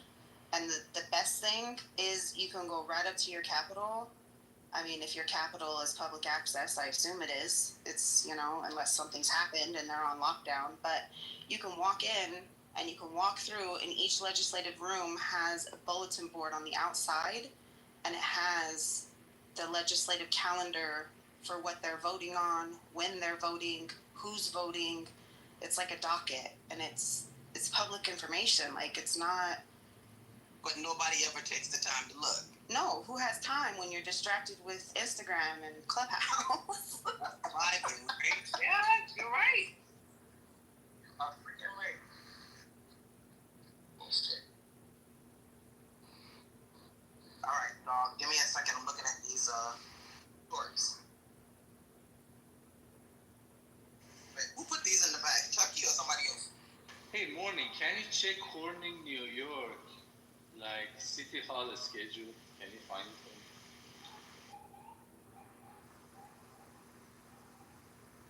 me? What's the name of the city again? Corning, New York.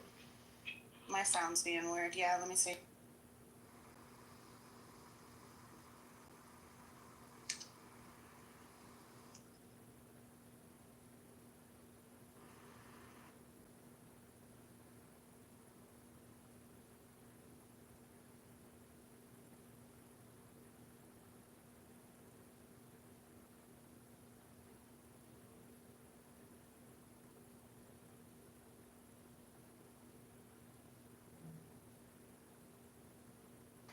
So the reason you're probably having a hard time is because it looks like they closed June 12th. So they'll start again in January. But they adjourned June 12th. And the funny thing is that, and this is, you know, I talked about this during the U.S. president-elect, is that people only vote every 4 years, but that's the fool's way to be involved, because there's things happening on a state level and federal, because we have Congress members within our state legislature, right, that represent our state on a federal level. So it's important to get involved quarterly so that you know what's happening, who's running, what they're voting for, what bills they're passing. That's why when everyone was up in arms that California passed slave labor, it's like, wait, you guys, this was passed on a state level before it ever went to a federal election. So pay attention. Always pay attention.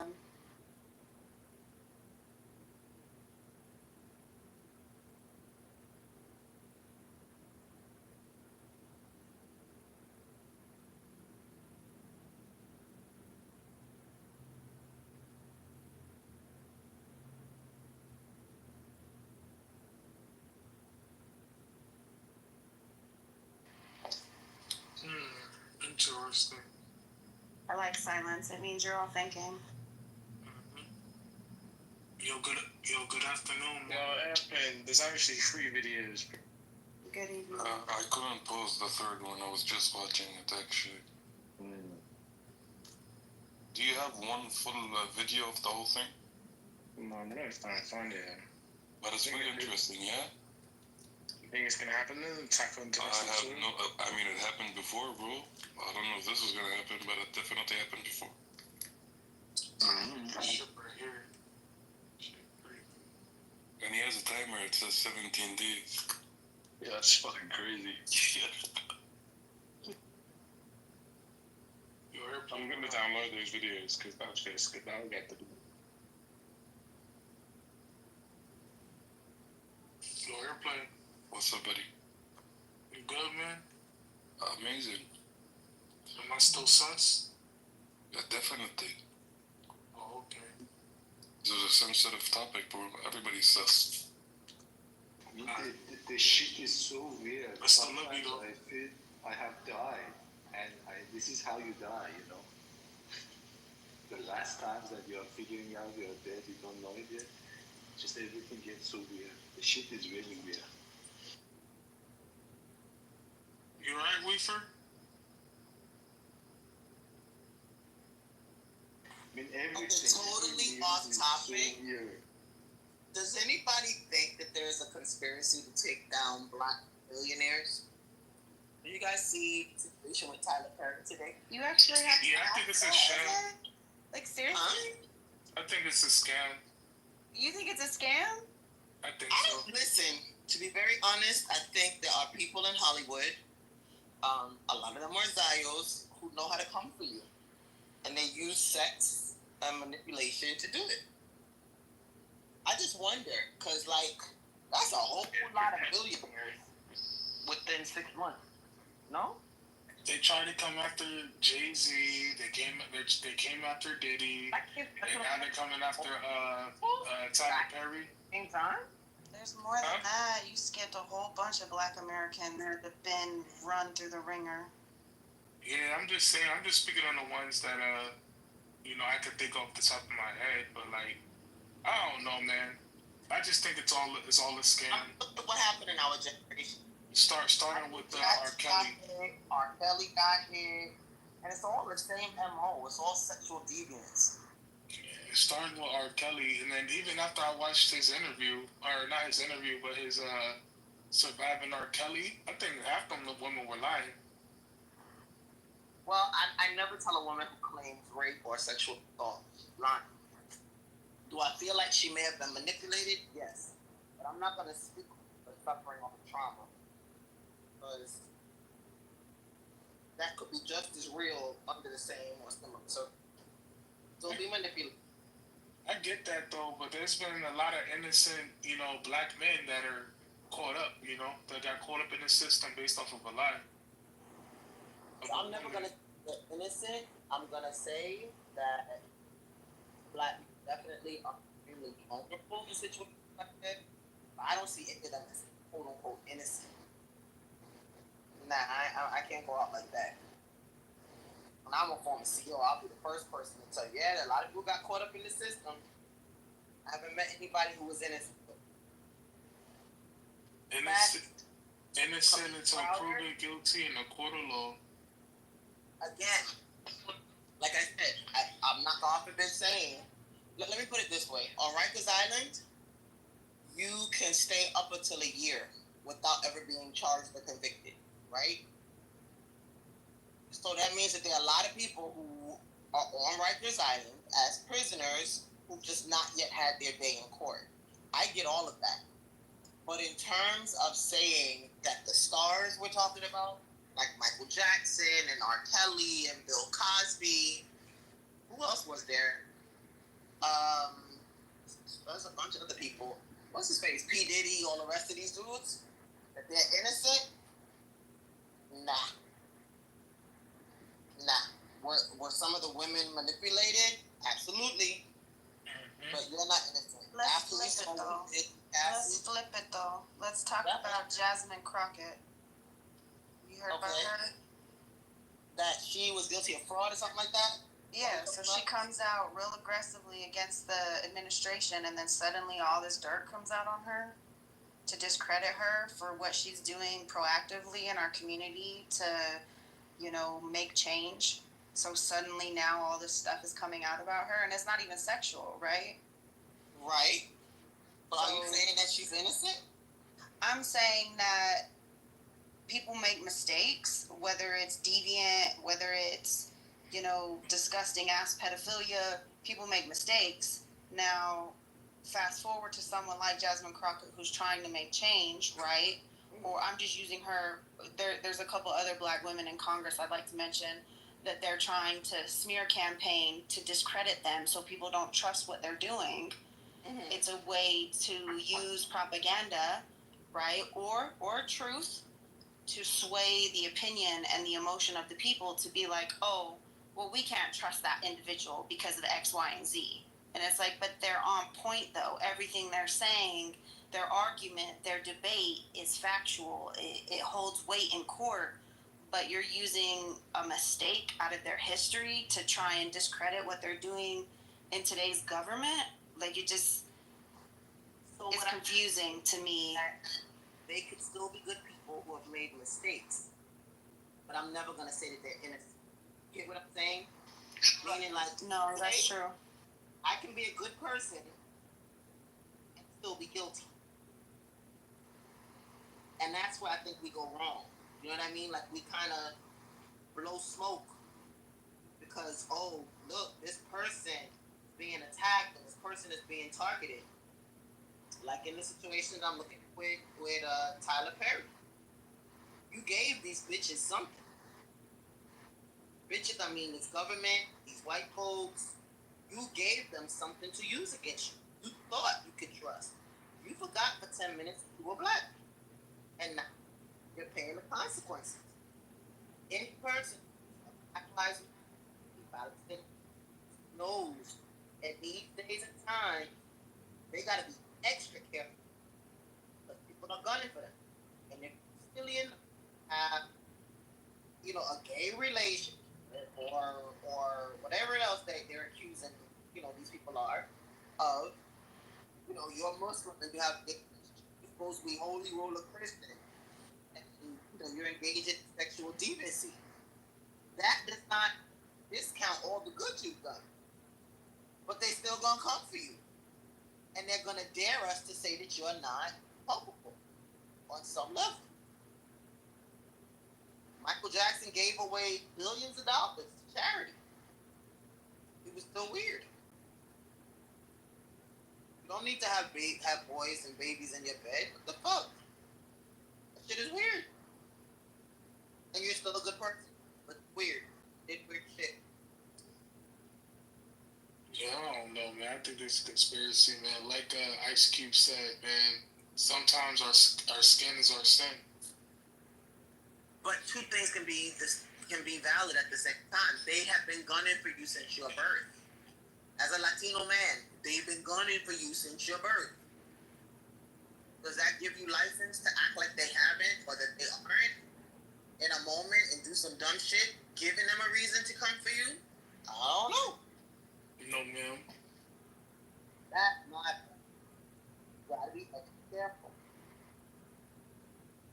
So how do you think we should move, so that way we can stay out their sights? Honestly, I don't want to engage certain folks. Like, if the moment spiritually I sense, if they on some shit, I exit. I mean, like I said, I walk around with the understanding that they're gonna come for me. They don't like my politics, blah blah blah. But what I also do is make sure that I don't need for anything, that I don't want for anything, and that I don't have to come to these folks for one damn thing. Never be beholden to these folks. Never. Because they will come to collect. Yes, man, because I wear this uniform, so I like to think I'm hiding in plain sight. Not while you on Clubhouse talking about it. That's a fact. I mean, these people don't know who I am on Clubhouse. Yeah, okay. Listen, They with the way that IP addresses work and voice analysis. They can try. VPN. You're right. But your device itself, like, I don't know. You know what's funny? If you read the user agreement, when you sign up for these apps and what you give them access to, your camera, your voice, your everything. So unless you have tape over your camera, at all times, and unless you only use this phone for Clubhouse.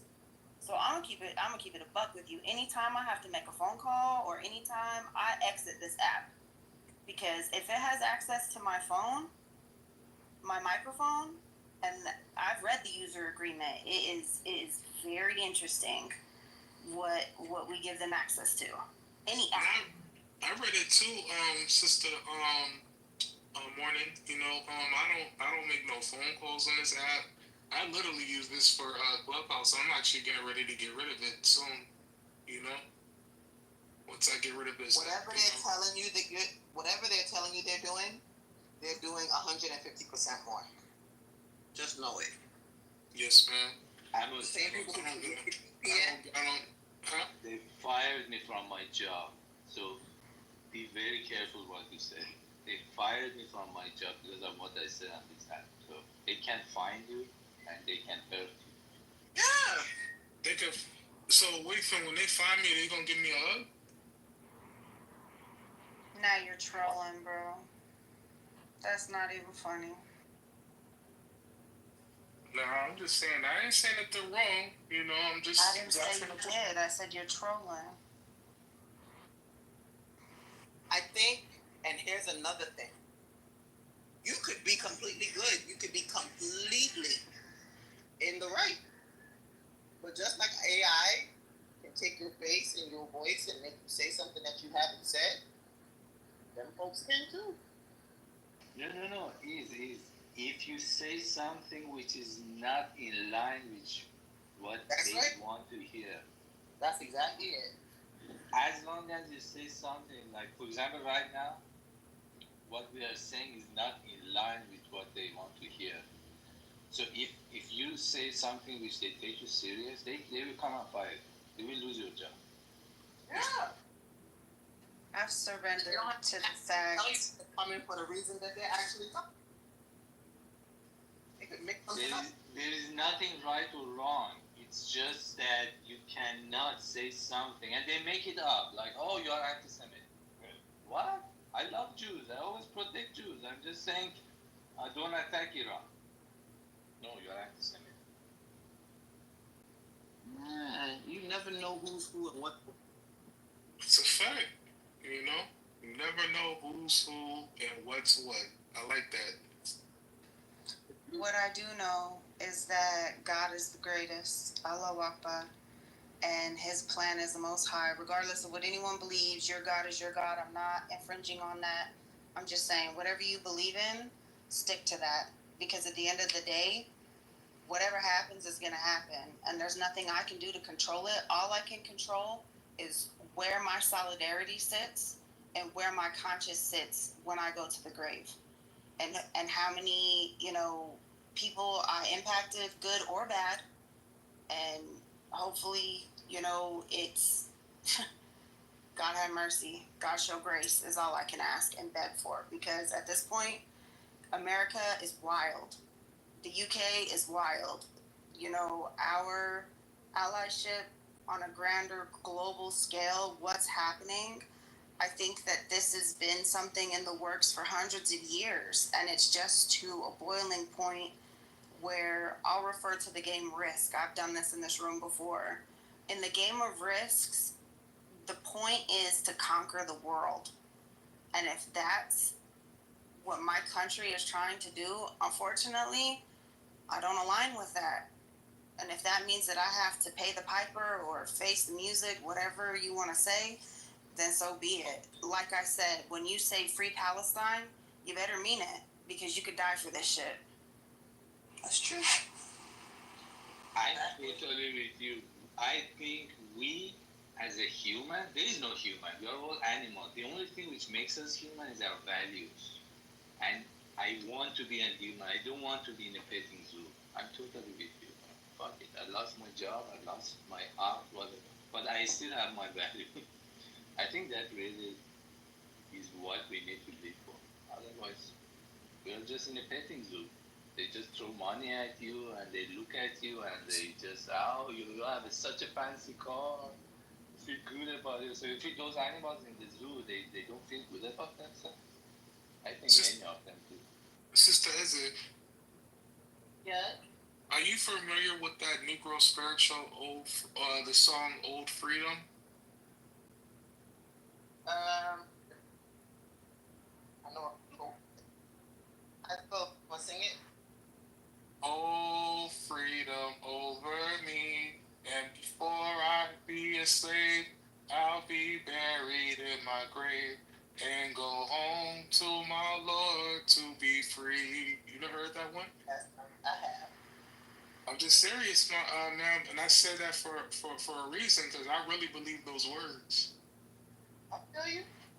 Before I be a slave, I'll be buried in my grave. Take that how y'all want. I feel you. You know what's a good for everybody to watch? Enemy of the. You're kind of breaking up. She said enemy of the state. Enemy of the state. Oh, I can't watch movies like that. Why? Three-letter agencies might come. Three-letter agencies might come knocking on people's doors. I'm good. Well, guess what? They ain't no nothing in that movie. They ain't never shown before. Moment you sign the dotted line, government starts singing, "Your bud is mine." Like the Michael Jackson. But yeah, well, it's all good though. Don't worry, change will come. Coexistence will come. You know, our country will be back to normal. They just make you believe it's the country. It's theirs. Oh, it's mine. This is my country. This is our country. There is no white man that has more of a claim to America than we do. Okay. The Negro has been in America longer than the white man. I'm just being honest. The American Negro, quote unquote American Negro, this is their land. Again, how much of it do we own today? All of it. Okay. You believe that. Don't pay your mortgage and see what the fuck happens to you. See how fast they lock your ass out of your house. Yes, ma'am. Well, I just wanted to say, Sister Eze, I'm proud of you. Why?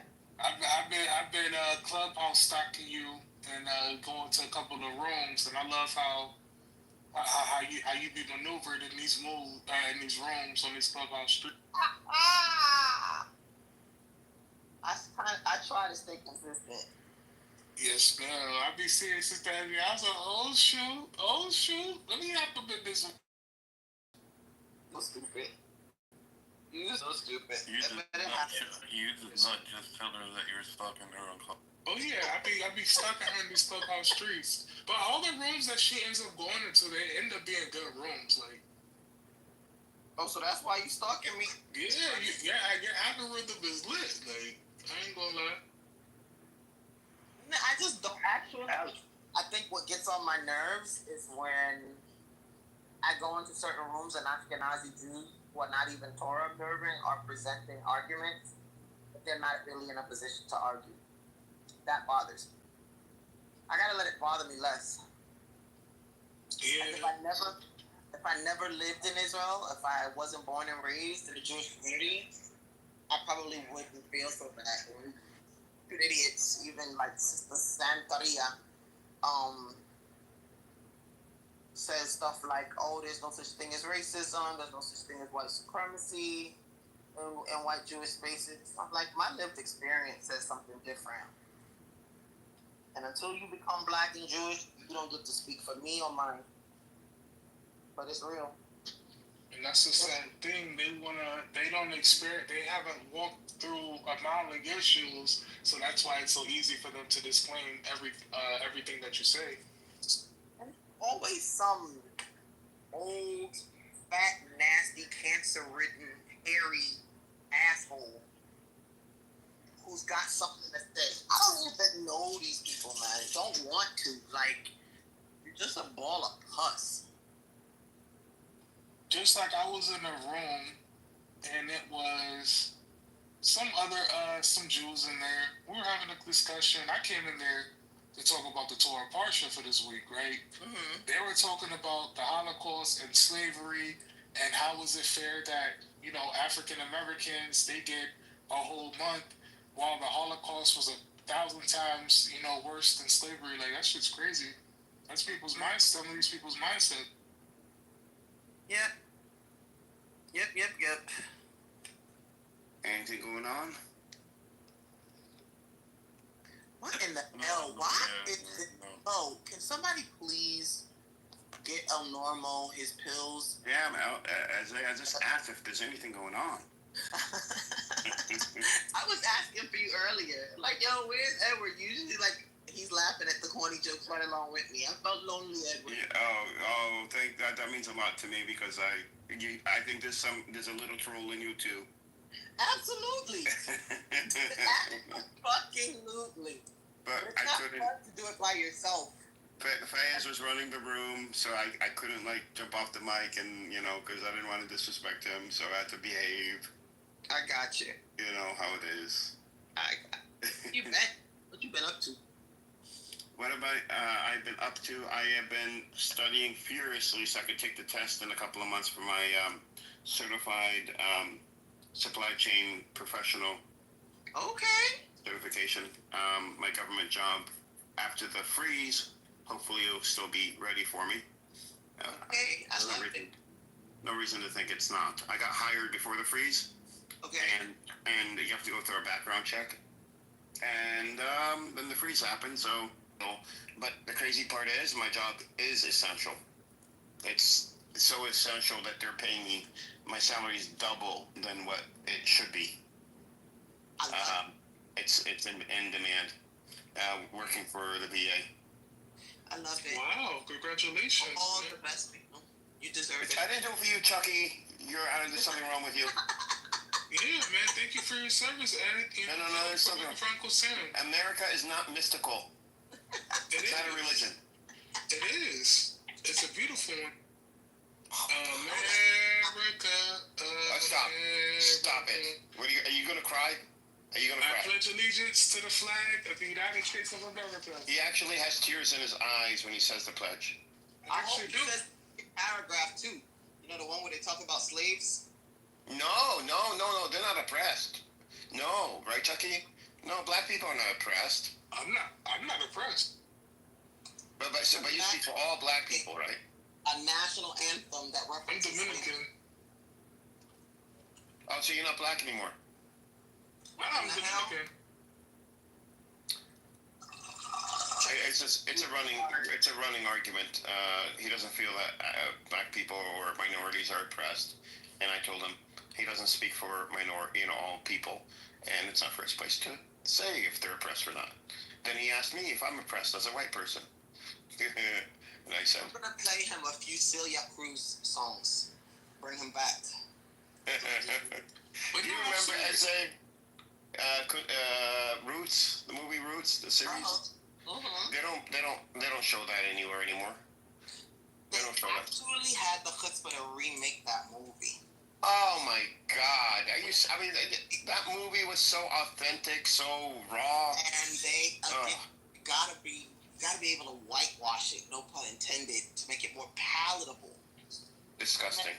And look. But Sister Eze. Yes. My name is not Toby. My name is Amos Shabazz. You know, Chucky, you need to watch Roots. No, and this, like, anybody under 35 now doesn't even know what Roots is. I watched the whole series, man. You watched it?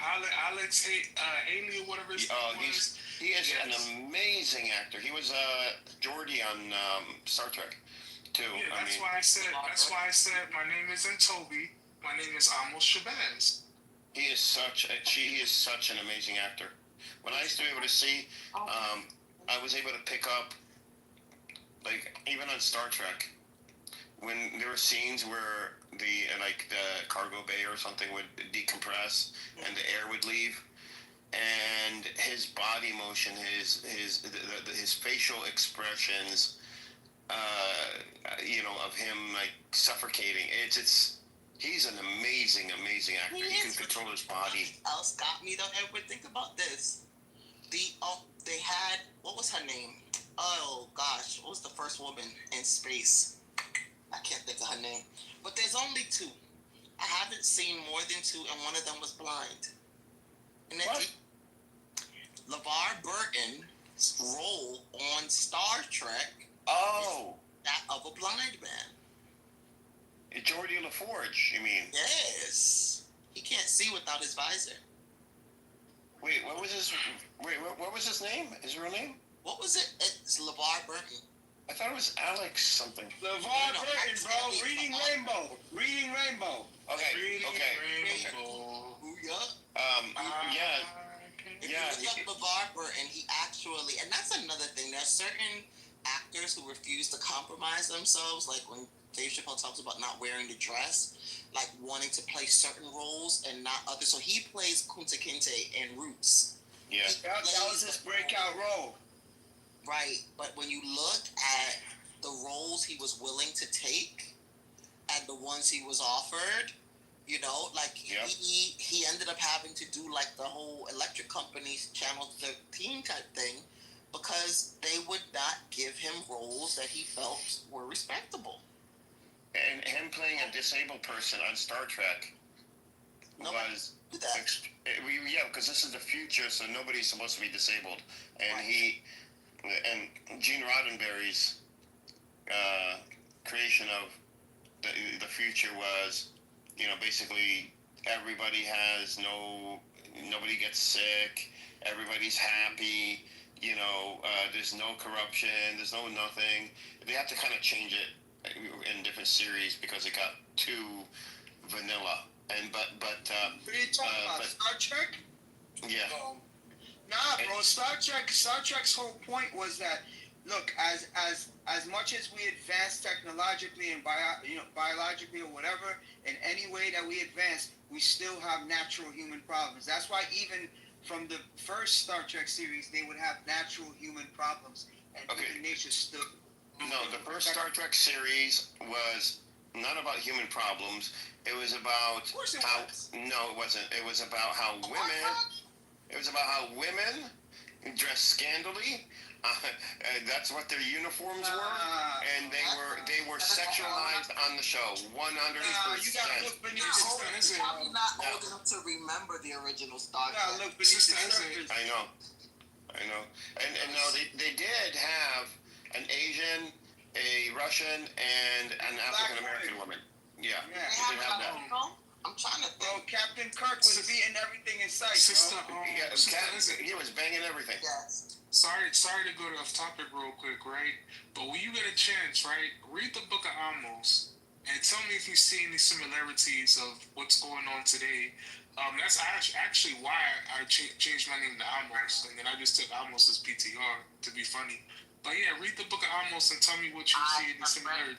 I have read it. I ain't reading nothing until you give me my PBA card like you promised. I didn't promise you nothing. I don't got no PBA card. Yes, you did. You said you got me. Last time I asked you, you said, yeah, I got you. Oh, What's I thought PBA you cards? Who are you talking to, me? No. I'm not talking to I'm talking to Amos. They don't even give out PBA cards anymore. What is a PBA card? Of course they do. I had one last year. My dude, they don't give them. You know how you used to get like one or two, you get to your family members or whatever else. They don't give them out like that no more. No, obviously you gotta have a hookup, but that's why I was asking Amos because he. Well, how do I get a PBA card? They sound valuable. You know, I live in New York. It's from New York. Oh. Yeah. Nah, but I get definitely inspectors enough, Sister Eze. Like I said, they don't work as much anymore. Nah, But man.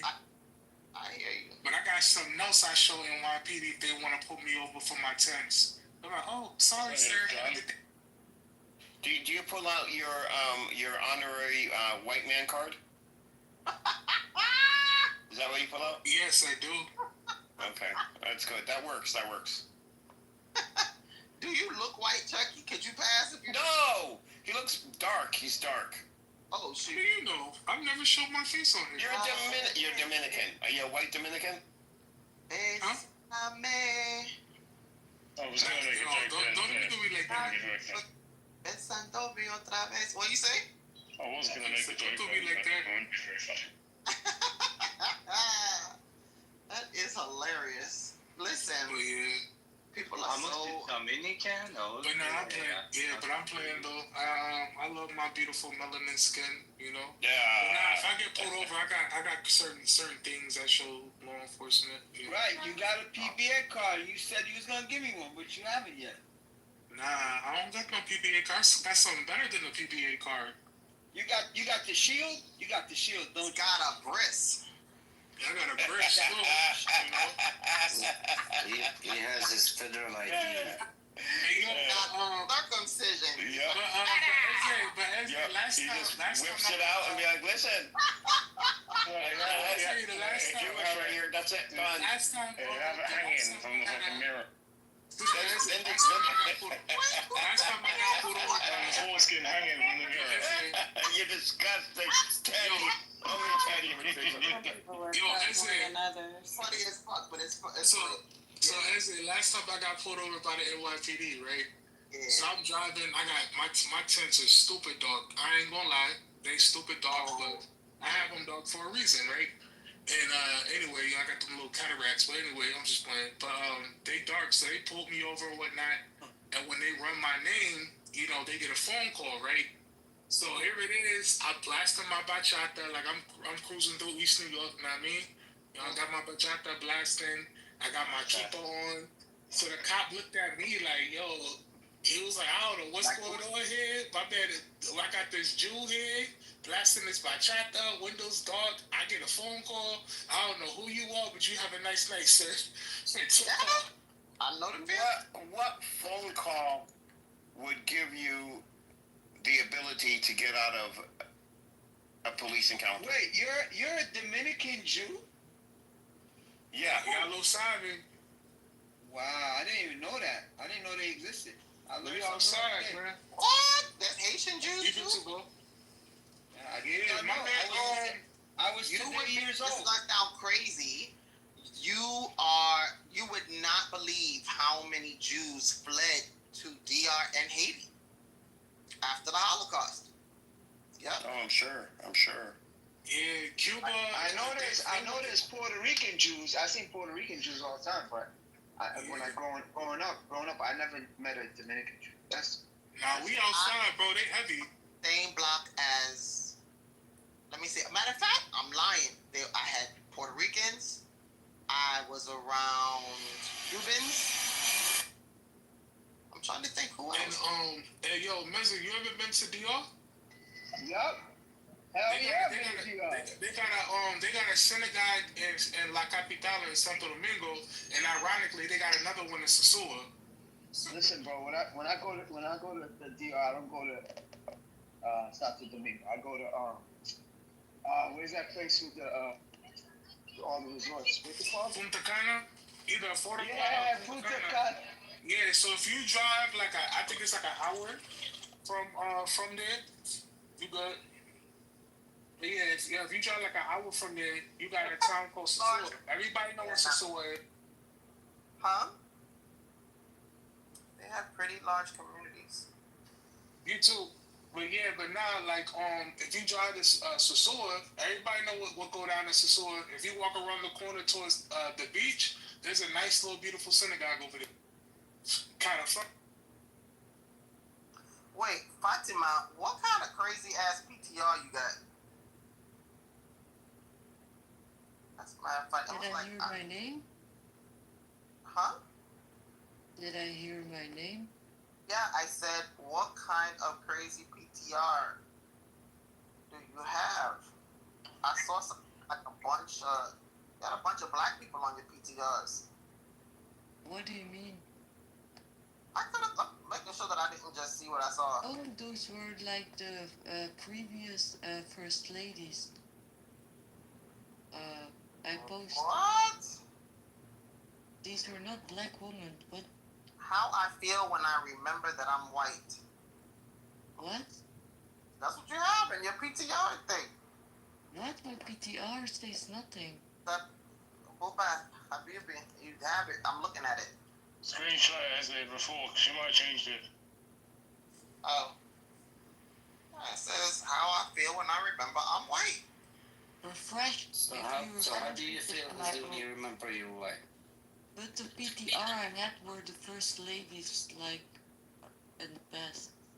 Ain't there no first ladies in this? You're No. What are you talking about? This is me in the photo. So you can see. I think they're kissing a dog. What y'all talking about? What? Okay. It's me holding a dog. Oh? Yeah, that's what I see. I think you talk about my PTR before that. These were first ladies of America. Oh, y'all got that payout to see the lock screen. Look at my PTR, y'all. How I feel when I remember that I'm white. Oh yeah, that one. Yeah, that's mine too. Yeah. So how do you feel when you remember that you're white? No, I don't feel anything. But black people sometimes tell me that I'm white, so I like to post this when they tell me that I'm white, because they say it like it's a bad thing. And so yeah. That white. But you are white. Yeah, okay. You want me to post it right now? Again? Because you say I'm white? What's wrong? No, I mean, like, if you look at her photo, if this is her in her photo, she's white. What's wrong with white? Like you say it's, like you say there's something wrong with like, white. Like white. I'm actually North African. But how are you? Some of the North Africans are whiter than white people. How does that work? Are you from Morocco, Algeria, Tunis? Yeah, Tunisia. So Tunisians are not white? I've met Algerians as in a pale as motherfucker and have big ginger beards, so... Guess what? I got family members that are pale. It doesn't make you white. What makes you white then? If you are North African, you are not European. Right? They're not. You're very close. What? Europeans are the only white? What about America? What about America? Yeah, there's no such thing as I'm white talking in about America. North African saying that she's white. No, I said that's white then, and you said European. Okay, but there's no such thing. At the end of the day, I'd love to know how Elon Musk is African American and you're white. Explain it all for me. Fatima, are you Muslim? No. You're not Muslim. With a name like Fatima? Yeah, but That's you know Tunisia He's is. a troll. Bro, I'm not a troll. Shut the fuck up and let me talk, like bitch. You're a troll. Wow. Yeah. So let me. It's more like a bark with a piece of Shut the fuck up, you dumbass. Let me learn you something. Wow. You know that North Africans are actually Amazighs. They are not Arabs. They're just like Arabianites. But like ethnically they're Amazigh, not Arabs. Okay, that's all. Some, because Moroccans would not say that. No, Tunisia has more like pure Amazighs than Morocco. The whole of North Africa is fucking melting pot. Well, but shut the fuck up, bitch. Can you wait until I'm done? Oh shit! Like Morocco She sounds like a dude talking to me. Yeah, I know I sound like a dude. I've heard that before, but it's okay. I don't care. So anyway, what I was gonna say. So Morocco does acknowledge the Amazigh culture. Teach the Tamazight languages, but Tunisia has more Amazigh, ethnically Amazigh people than Morocco. But they're oppressed and they don't want to like teach the Amazigh culture and Tamazight language. But they're fighting for it. Yo, Teddy. What are you gonna say? I'm sorry. Chucky.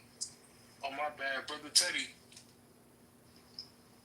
I don't know, like all of the Algerians in Morocco, I grew up around a lot of North Africans, and most of them don't identify as white at all.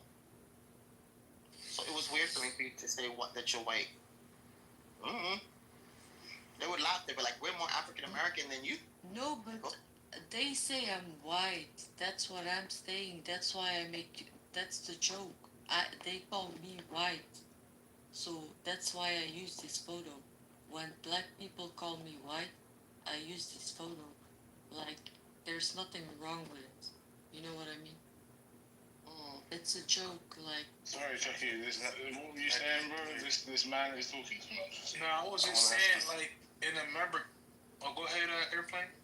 No, I want to ask Hitler a question, if that's okay. Alright, I'm just gonna say this real quick. In America, we don't have the concept of black and white anymore, man. We're just American. Speak for yourself. Yeah, right. Russ, Chucky. I am black. All day. Love it. What's black? Black is a level of consciousness. You know, races. When does someone lose consciousness if their parents admit? Races are like actually. Oh shit. Earth. When? But you have different types of blacks, though. When do they lose their consciousness if their parents admit? Well, let me ask you this: There's so many mixed brothers out there and sisters that use it, like, consider themselves black, throw the N-word around, like, are they not allowed to do that? Kind of weird. Biracial folks kind of creep me out sometimes, because especially if they're white passing. I have a Jewish friend who's only black, like during Black History Month when he can make a couple $100, speaking at Jewish synagogues about the oppression that he suffers 1 month out of the year. And then he goes back to being white. Yeah, that's a money-making month. But that's all black Jewish people I know that are biracial. Go ahead. So let me ask you this question, right? So since you said that, there's multiple classifications of black, what type of black are you? Are you black American or are you black Hispanic? I am African American. What's African about you? Dude, I don't like this terminology, African American. Most black Americans know nothing about their African lineage or tribe, nothing. Right, but my last name is Eze, which is a Nigerian last name. So that's what I said, what's African about you? That's what I said. Everything. I have African citizenship. Because if we in the car together, Sister Eze, NYPD performs a car stop, they're going to say we Hispanic black. You know that, right? Yeah, but that's all good. Listen, they can call you whatever they want to call you. As long as you're not putting no bracelets on me, as long as you make sure that my credentials are what they're supposed to be, you can kick rocks with open-toe sandals. I'm good. Yes. But, there's some of us who've traveled. There's some of us, that's a good question for this room. How do you guys feel about these 23andMe tests, these DNA tests? Has anybody taken them, like Palestinian, like you said, North African, Fatima, and gotten a result that didn't make sense to them? These DNA tests are not reliable because, like, 2 people sent like DNA of their pets, and they came back with bullshit.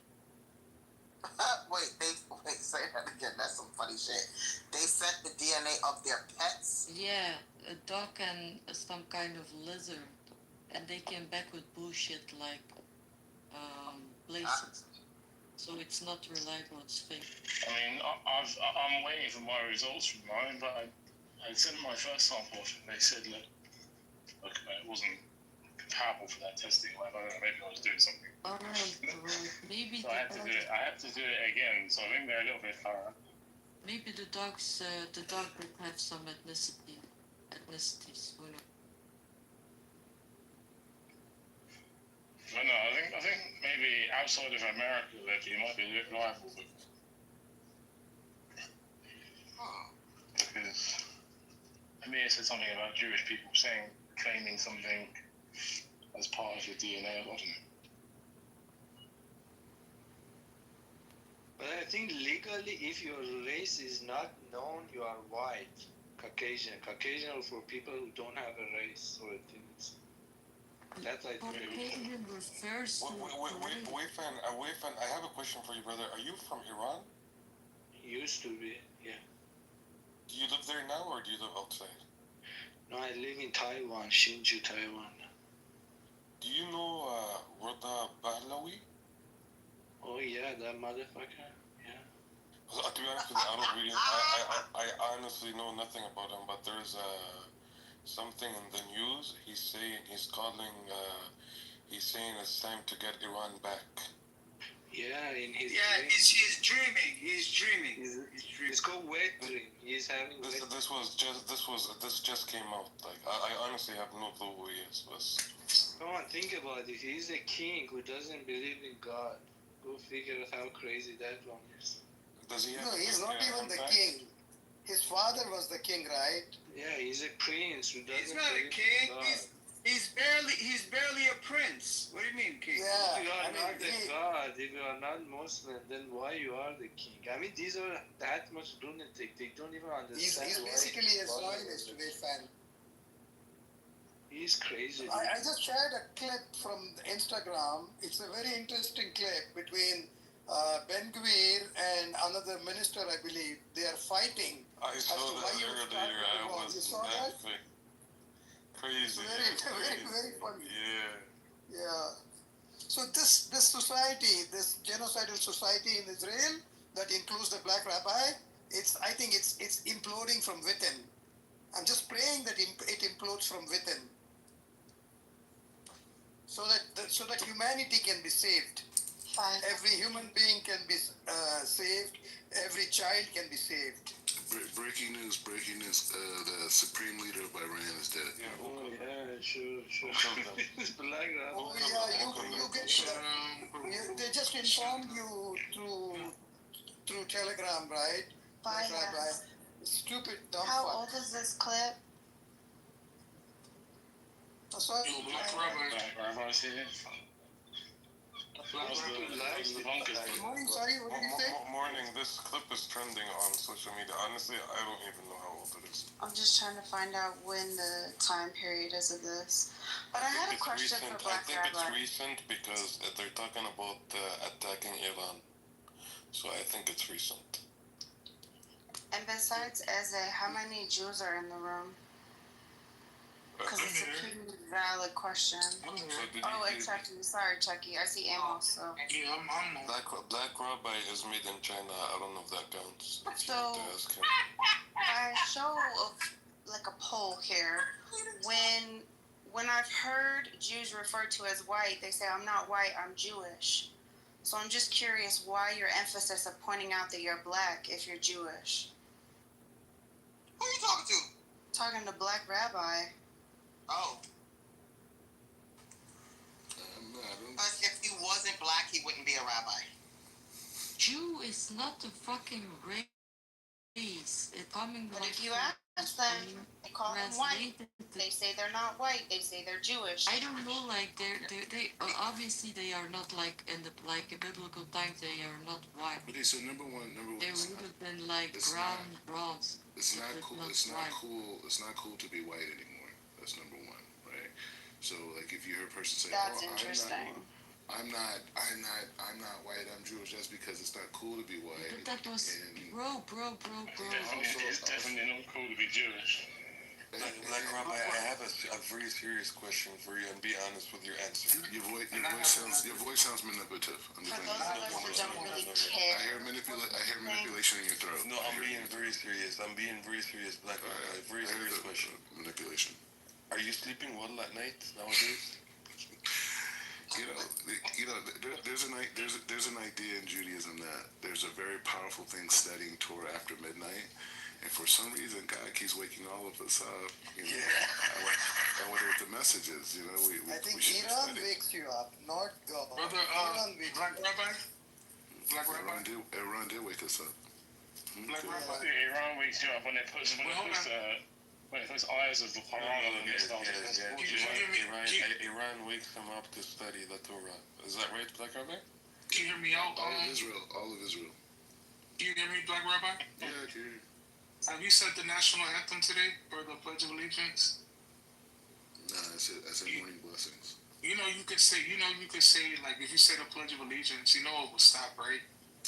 No, but you realize Pledge of Allegiance doesn't do anything for the universe. It does, man. If you after you say your morning prayers, if you stand and salute the American flag and say the national anthem loud, that the bombings will stop.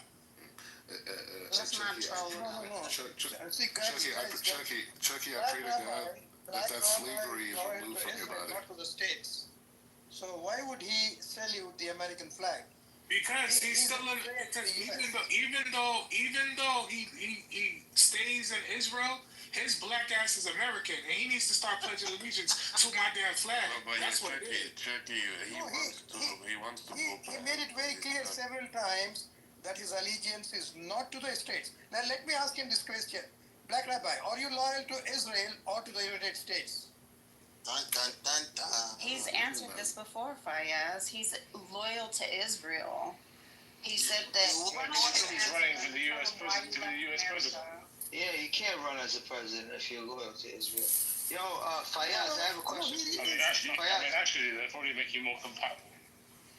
Oh, yeah, let me just make a point. Then I have a question for you, Fayaz. Yeah, sure. After I'm done talking. His loyalty is to Israel, but he retains his American passport, which will permit him to run for president. You know, if he's eligible, he'll run for president on the basis of that. And in any case, U.S. is controlled by Israel. So it's better that an Israeli citizen becomes the president of the United States rather than an American citizen becoming a president of the United States and become a poodle of Israel. Well, his fat ass is only running to the president. So basically, if he becomes president of the U.S., he'll just be a puppet for the white man.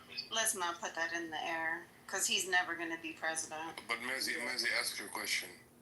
Fayaz. Yeah, me, Mazi. Fayaz, did you hear about the Mossad agents that got caught in Iran? They're being tied to the missiles that are being shot to Israel? I read that, and they are being caught everywhere, and I think they are being imprisoned or killed or whatever it is, but they are being searched and caught. Yes. No, but have you heard that they've been tied? They've been tied to the missiles that they're shooting off to Israel. Have you heard about that? The one that you're referring to, they caught one Mossad agent, and they tied him on a missile, and they sent that missile to the building organization, whatever department that he was working in. Is that true? I didn't know that. Okay. Did they actually do that? To be honest with you, I don't really know if they did that. Even if it's not true, it's still hilarious. It is, yeah. I mean, I believe it to be true, to be honest. Pretty brutal. No, I think they should do it. You know, if you remember, all these American senators would go to Israel and write their names and kill them. Things like kill them in the missiles. They will write kill them, get them, and come back. So I think it's a better idea to tie the Mossad agents to the missiles and send them to Iran. To Israel. I feel like you need. I feel like you need to put multiple around one missile, otherwise, it won't be so aerodynamic. It might miss its target. Wait, can I ask you guys a question? And this is like a real question. Like sometimes I'm like joking around, but this is a serious question. No. We don't take you seriously at all. Nothing you say. No, this is serious. You think you joke around with just because you say it's serious, it doesn't mean I'm gonna take you serious. We mock you. We don't agree with you. We mock you. Okay, fine. So the point is like this. When you look at Israel and how they dealt with Hezbollah, right? Their method, right? They went in, they targeted leadership. Once they targeted leadership, then they went after aerial defense, and then once Hezbollah is not 80 million. Listen, I'm just asking a question. So when I look at how Israel engaged in Iran, it's the same method, right? Leadership. Still there, you fucking people are taking your military out of Gaza and sending them to the border of Lebanon. Because you know that something could happen. Houthis said if anything is to happen to Iran, they will start fucking attacking. It's already happened. Also, the Iranians are attacking the Jordan. Doesn't that tell you something? That maybe something is happening on the Syrian side? Well, the southern part of Syria is a little bit is hairy. It's hairy. But anyways, the point is, how close have the bombs got to you? Yeah, how close have they got to you? Suicide drones right in front of my house.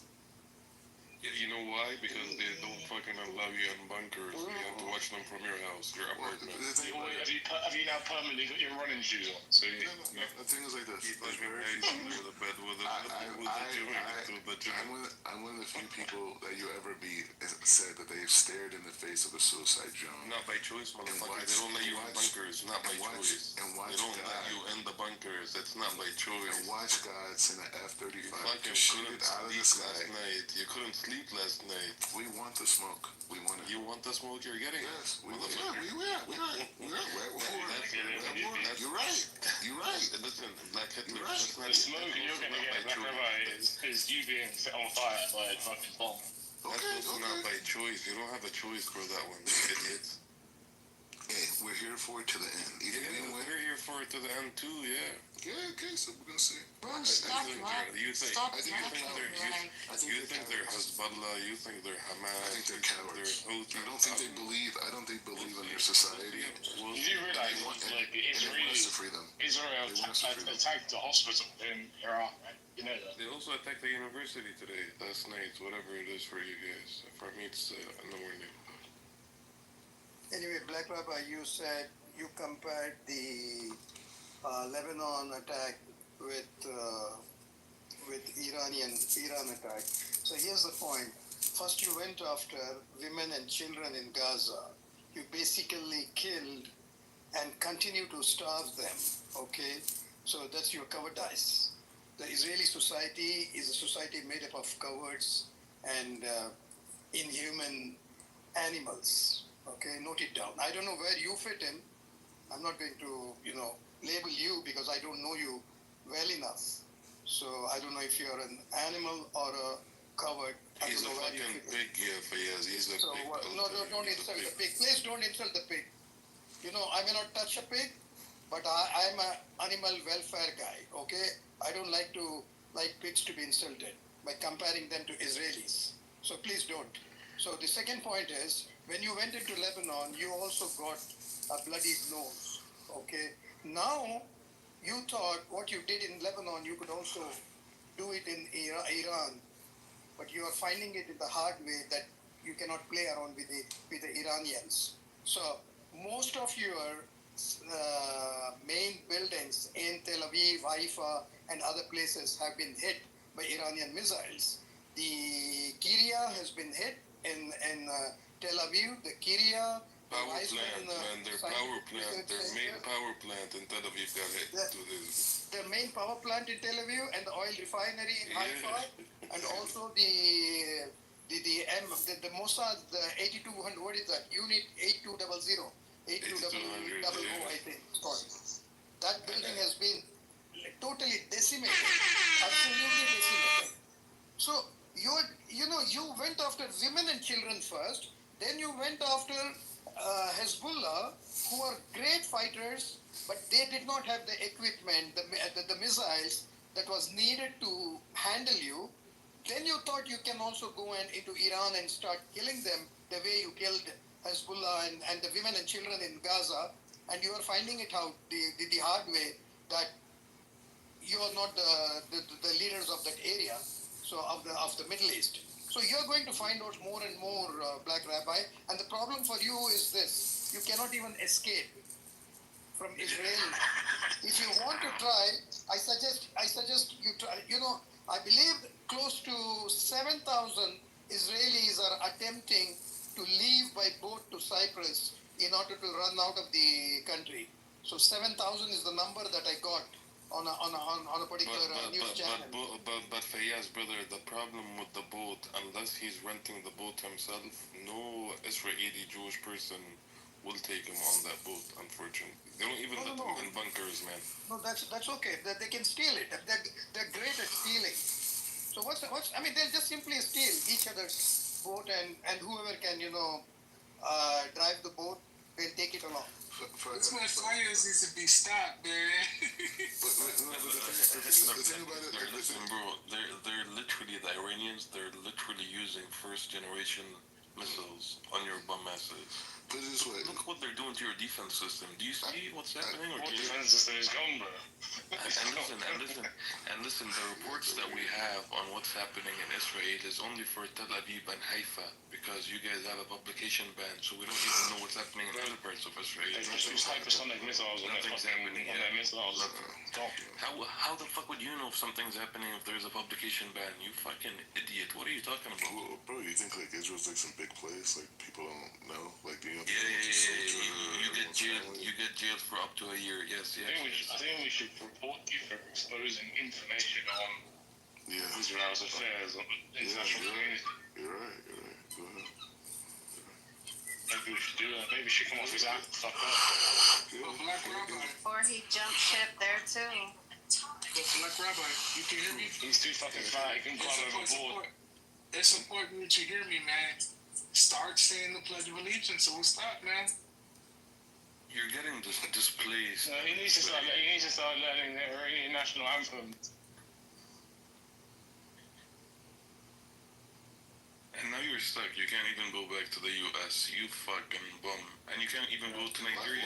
Why would I want you can't even go to Nigeria to get married to that girl. I'm engaged here in Israel.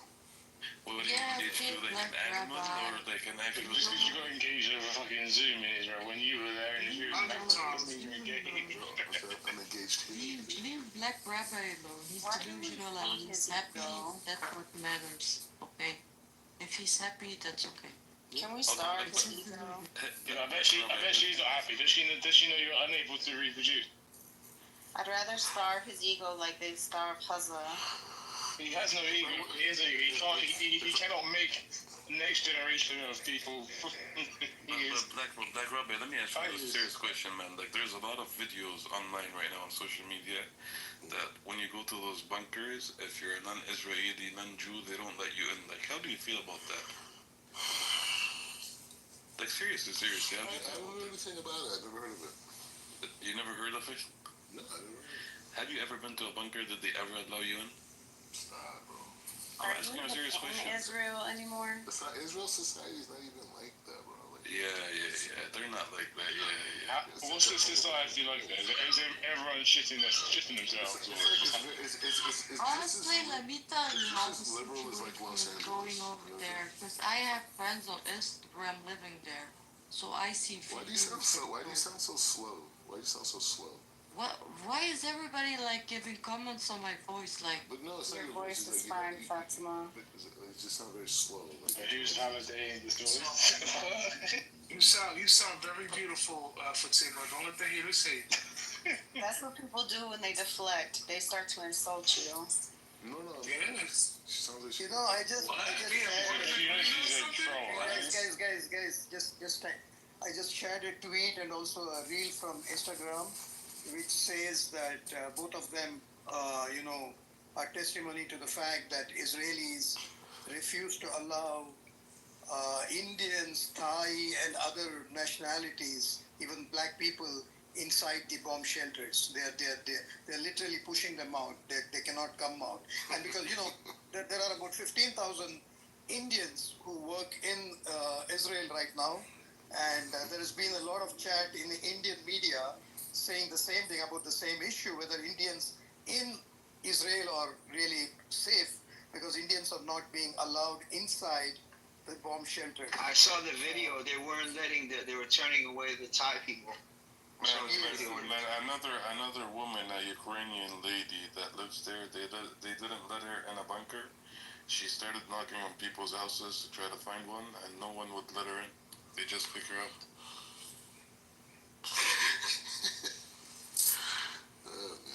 That's funny to you? No, it's important for him to know that he's not alone. Other people there also face the same thing. Look, I don't really, the problem I have sometimes in this room is that people talk about human lives like they don't mean shit.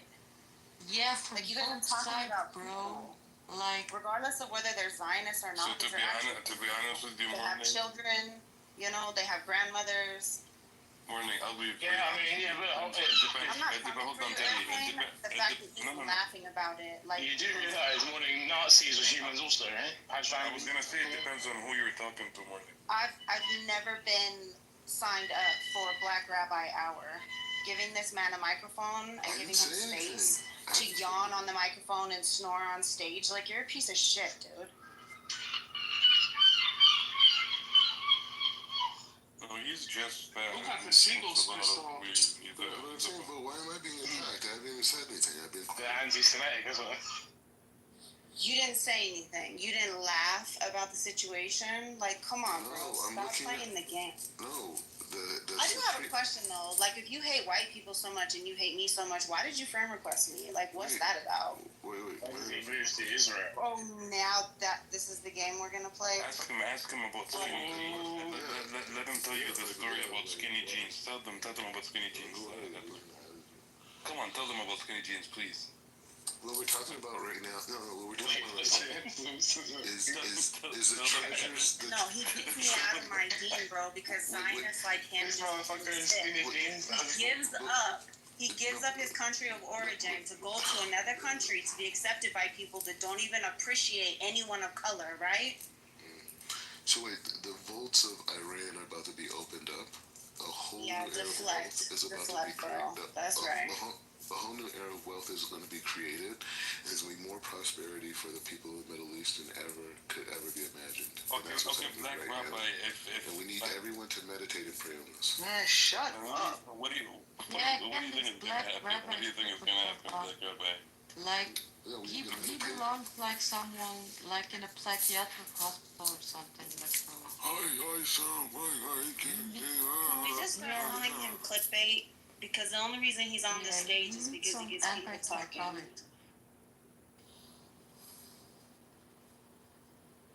To be honest with you, I call him Black Hitler. You guys can call him the same. Oh my god.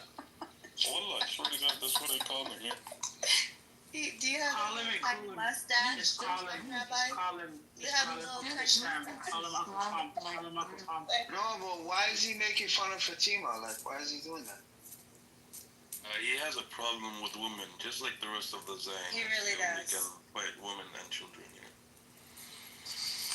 Hey, I love Palestinians. Everyone knows that. They don't know. When's the last time you tried to feed one, or house one, or push it on one of their feet, or stand at a protest so that they could be fed, or open up the blockade? Stop trying to gaslight us, bro. Yeah. So the thing is, we want to create a peace between Iran and Israel. Okay, let's stop this guy. So you kill the civilians. Please stop. Please stop. Let's not give this guy any more mic. This guy keeps saying he comes like as if he's been sent as a prophet to the people to mend our ways. So stop with your. I'm your leader. I'm Black Rabbi. Just stop with your BS. Okay, just stop with your BS. Let's talk something more. Guys, let's talk about something else. What's happening in the world? You know what happened under the cover of what is happening between Iran and Israel? Israel saw an opportunity to kill between 50 to 100 Palestinians who came to get aid. They just used the tanks to start firing at them. So the casualty figure was about 51 yesterday, and it seems to be increasing day by day.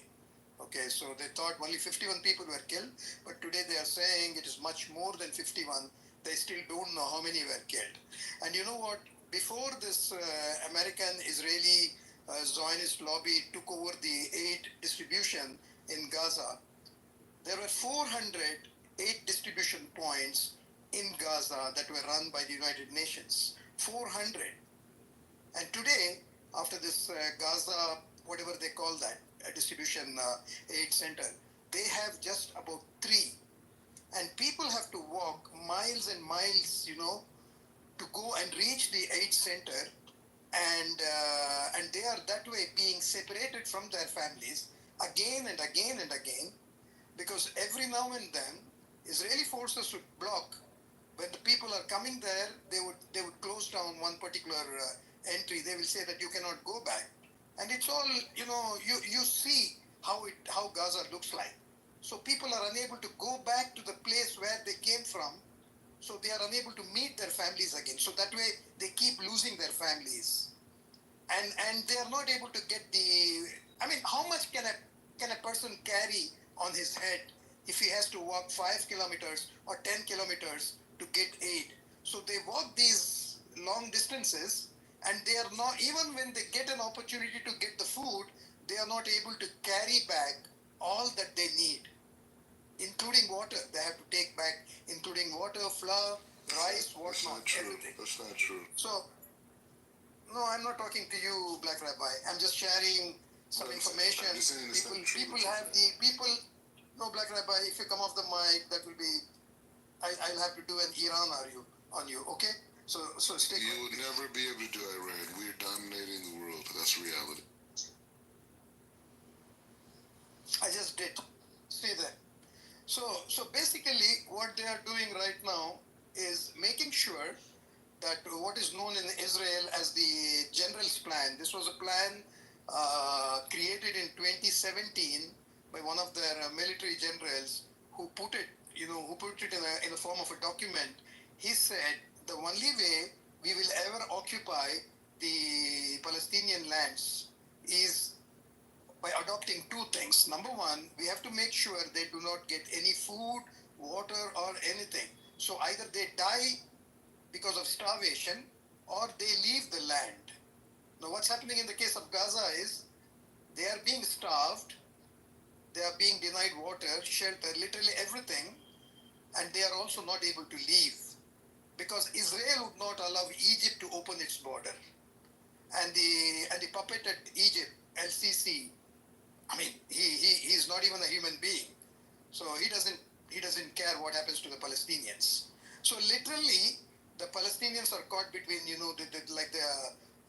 sea and the hot rock, between starvation and escape, and both are killing them. Literally, they are being killed every day, and children are dying because children not having baby formula are being starved, they are found dead nowadays. And the Western media is not allowed, no media is allowed, so nobody can go into Gaza and see what is happening. So literally, there is a genocide taking place right in front of our eyes, and the entire Western world especially, and the Gulf countries, all these Sunni leaders, they're not even leaders. And incidentally, I'm a Sunni, so don't think I'm criticizing because I'm a Shia. No, I'm a Sunni. So all the Sunni leaders of the GCC countries and other countries, they are all literally puppets of the Israeli regime. Okay? Nobody is helping. I mean, there is nothing literally left now in Gaza. Okay? Israel has annihilated and destroyed almost everything there. There are just 2 million, human bodies walking here and there. 2 million emaciated bodies. So what more does Netanyahu and the Israeli people want to do to them? What more do you want to do to them? Do you want to do better than what Hitler did? Do you want to replace Hitler as the worst, human being on earth? Do Zionists want to replace Nazis as the worst human beings, and so that they can take the top spot in that list of inhuman human beings? Is that what the deal is all about? If that's what it is, then yeah, we are ready to give you the title of the worst human beings on earth, ever found on earth or ever created by God. So we are willing to, the world is willing to give you the title, guys.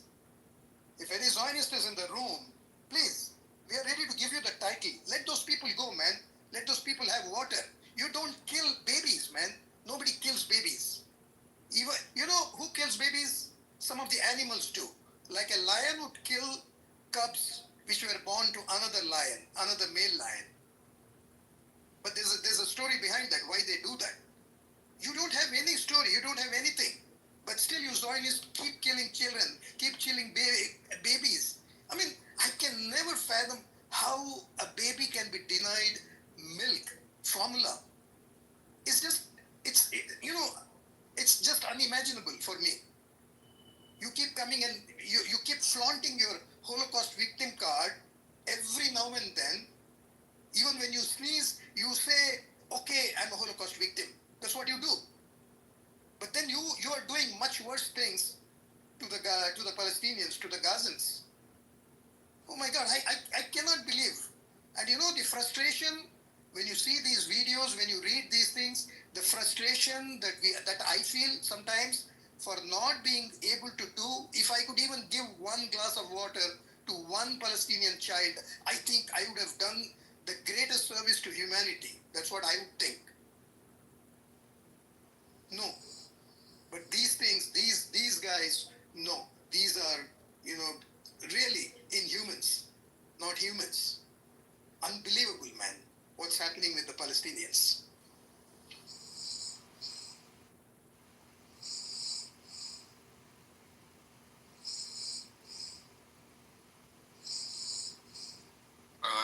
فياز mute Eze.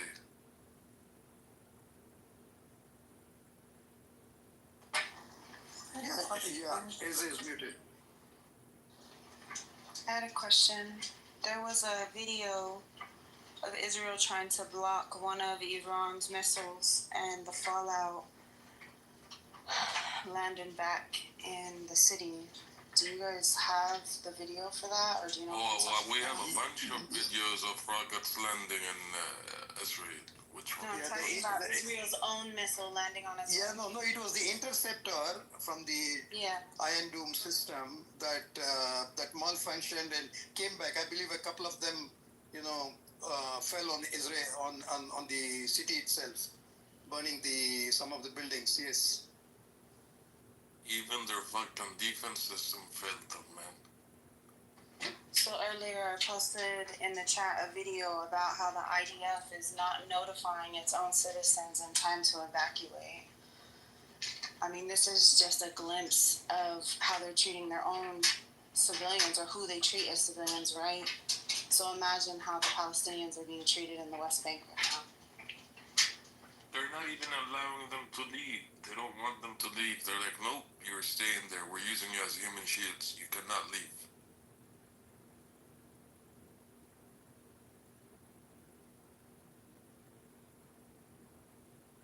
It's funny that you mentioned that, because if I remember correctly, there was a question during one of the press conferences where one of the journalists was asking, why isn't Israel allowing American citizens to come back to America when it's safe? And they completely avoided that question. So who's to say what their fighting is? Again, I'm on the thinking that Israel wants to use Jewish people as human shields, which is messed up entirely. But they don't care about lives. When you're talking about the Zionist machine, it doesn't matter if you're Jew, Muslim, Arab, Christian, whatever, right? As long as your death motivates or presses their agendas, they wouldn't hesitate to kill you.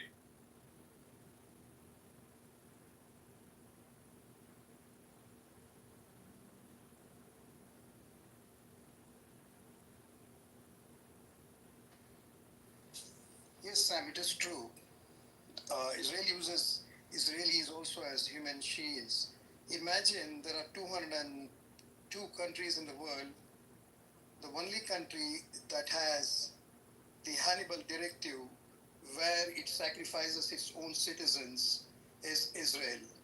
Imagine, no other country has something similar to the Hannibal Directive. Because every country, they may have political differences with their own people, but they don't employ a policy where citizens can be indiscriminately killed by their own security forces. The only country that has it in the world is Israel. So that shows that Israel really doesn't care about its own people.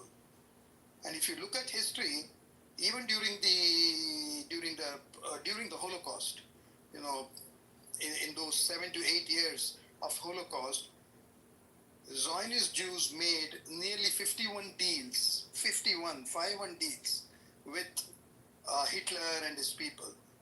One of the biggest deal was the Havara Agreement. Havara Agreement, one of the aspects of the Havara Agreement is this, that at that point in time, the German goods were being boycotted by the whole world, especially in the European countries, because Germany was carrying out a genocide and people thought they should not buy German products. So they started a movement, and the movement, caught fire, and it was doing very well.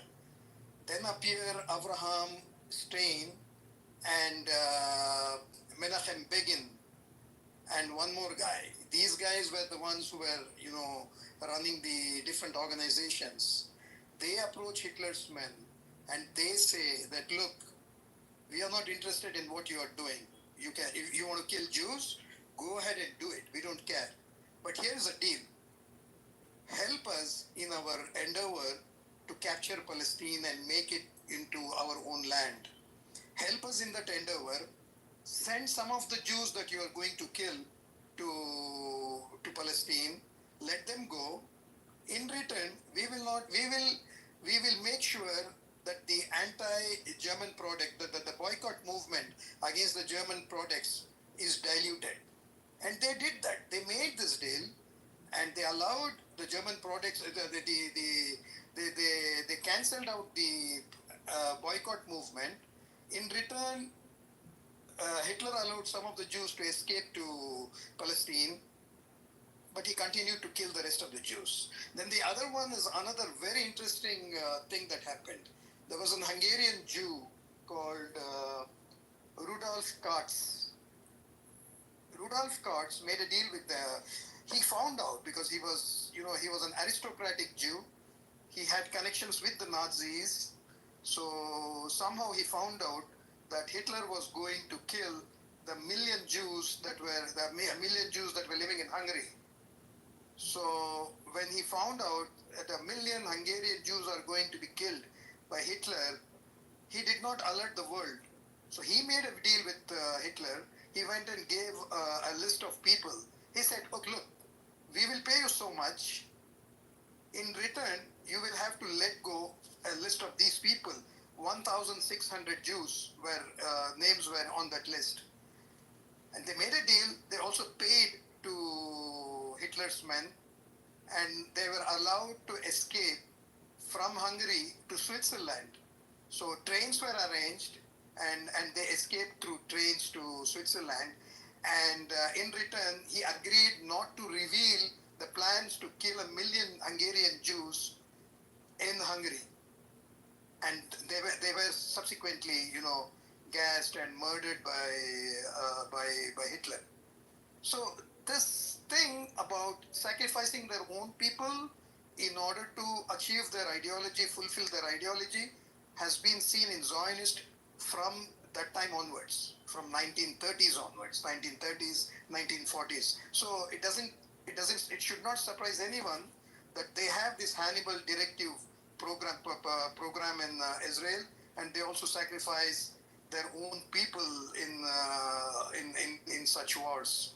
And in fact, I'll mute up now, but next time I'll share another interesting thing about the establishment, about the location of the Kiryat. Kiryat is the Pentagon, is equivalent to the Pentagon in Tel Aviv. Where it is located is one of the busiest residential and commercial locations in central Tel Aviv. And in 2012, people approached, I'll share the names of the people who approached the government of Israel and told them that it's highly risky to have our Pentagon right in the middle of a civilian neighborhood. It should be moved out of the city. And the Israeli government, subsequent governments refused continuously. And just like they predicted, the first building to be bombed by Iran was the Kiryat. And guess what? Just next to the Kiryat, there's a big hospital, Ikikau Hospital. And I asked Amos, the other Amos who comes, how far is Ikikau Hospital from Kiryat? He says, by car, it's about 5 minutes. So they have, within a radius of 1 kilometer radius of Kiryat, they have 2,200 residential dwelling units, 5 schools, one major hospital, one major commercial complex, and a couple of shopping malls. Yes, they do their own city and leave before we blow it up. No, quick correction on the thing. So under the hospitals, it was found out that Israel does hold command posts under the hospitals themselves, which I started laughing at because that's the same thing that accused Palestine of having. And this was even confirmed by some people within the Knesset itself. But it's just like, oh, our we have people under the hospital or whatever. So yeah, the problem is here. Israel doesn't give a shit if a hospital is bombed or whatever, as long as their operation posts are still intact. They don't care to use the humans in there as human shields. And for example, I think it was MSNBC or CNN that was praising Israel for emptying out the hospital, putting it in a parking lot within 7 minutes. And I was just like, what was the sentiment again for when Palestine went ahead and got all of its people from the hospital onto a parking lot, and then they still bombed the crap out of it? So yeah. This is very unrelevant, but I'm curious, so I went on ChatGPT and I asked them what was the population of the Jews between 1933 and 1945 in Germany. And it came back saying that about 525,000 Jews were in Germany, which is 1% less, or 1% of the total German population at that time. 1933.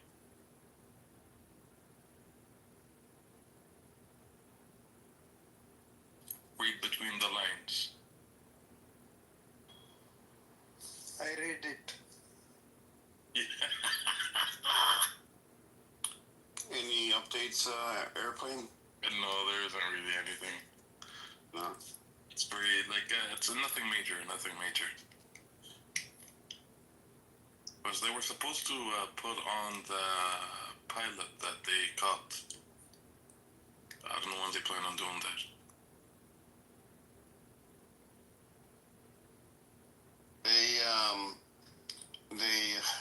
The other day, they bombed the TV station while they were on air, and I think they were trying to get Mohammed Marandi. Are you talking about the Iranian TV station? Yeah. Yep, and because he was in the building. He wasn't on air, but he was in the building. But did you see how the anchor, she walked out like a lion out of it? I know. But Edward, wasn't Mohammed Marandi giving an interview to Piers Morgan at the time? Was he? I'm not sure. Maybe he was. He wasn't in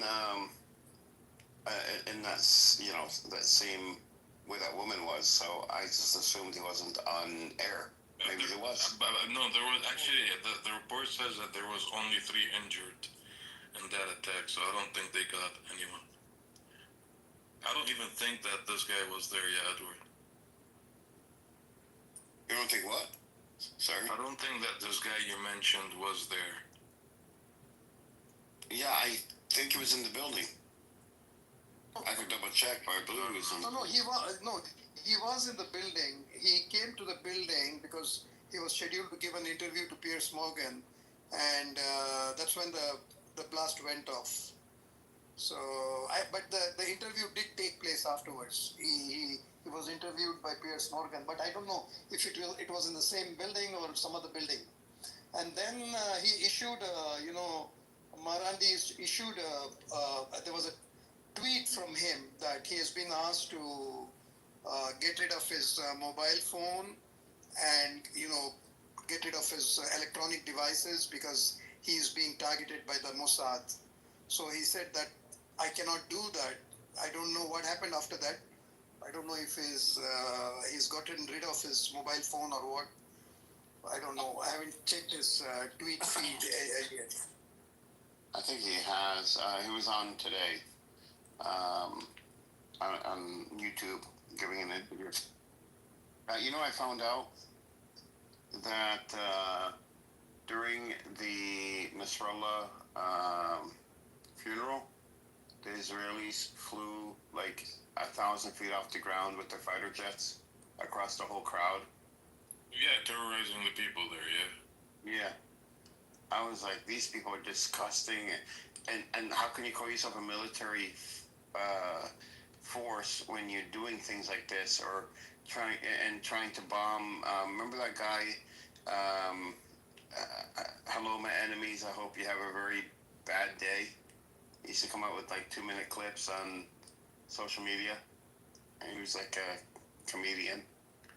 And he would talk about, like you come across the border, you get bombed, and then you go back, and you come across again, and you get bombed, and something like, if it was me, I would learn crossing the border means I get bombed, so I don't cross anymore. But he always starts off with, "Hello, my enemies. I hope you have a very, very bad day." Lebanese guy. And then he didn't show up for a couple of weeks, and then he came on very sad. He was like, "They tried to kill me, but they got my best friend instead. We were both together, and he ended up passing away, and I didn't."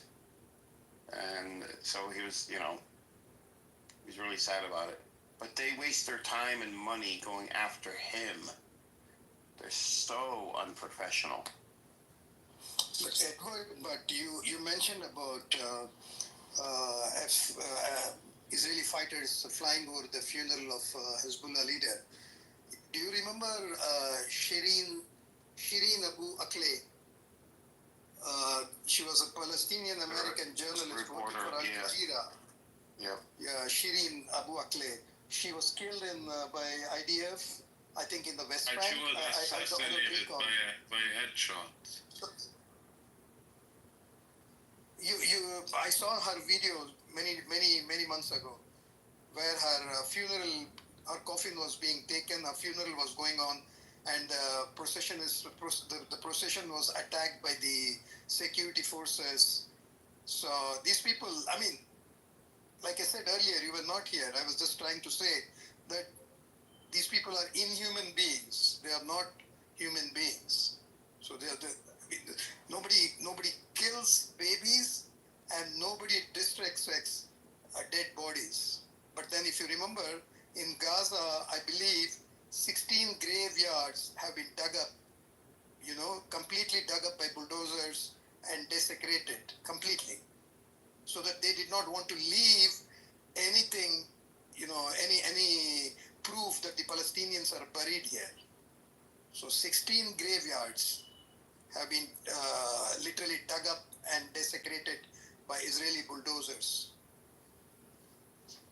This was incidentally reported by CNN long time ago. So sick. So sick. We need them out of our lives.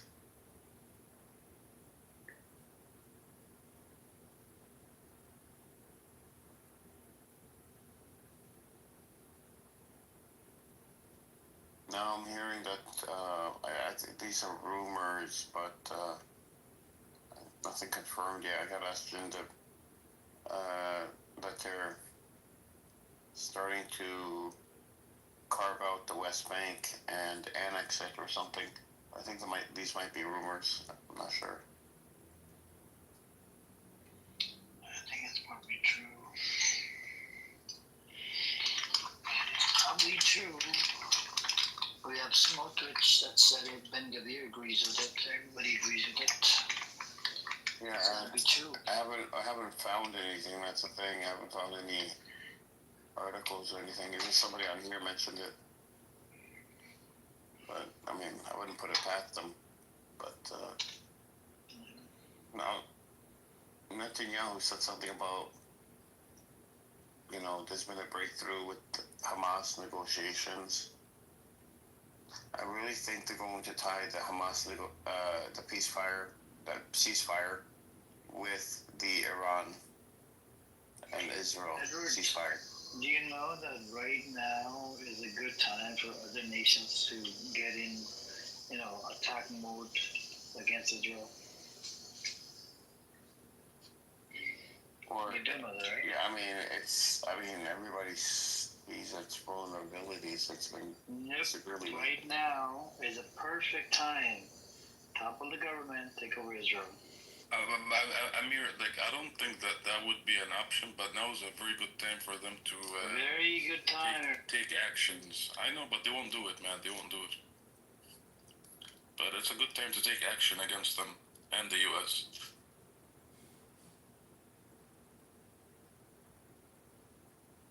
Huh?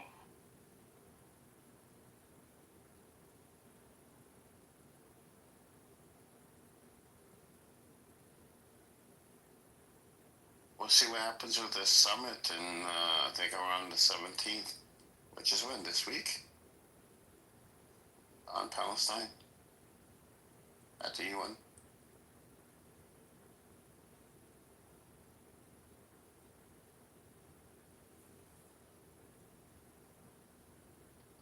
Oh no, it would have started yesterday, actually.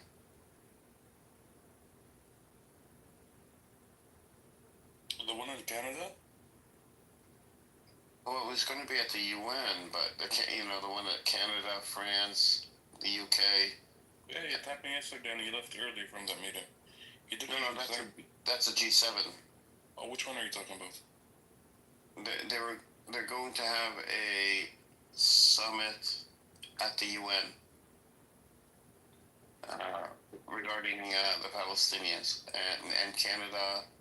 I think France is involved. Yeah, France, Canada, and the UK were all involved in putting it together and possibly recognizing Palestine as a state, but putting together some strong language and a path to a Palestinian state, putting something on the table, something tangible.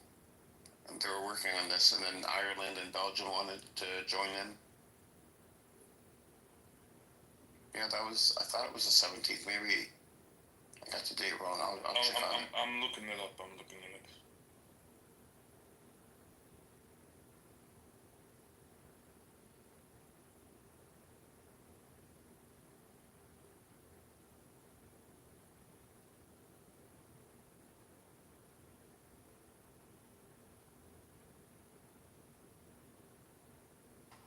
Oh, I wasn't okay.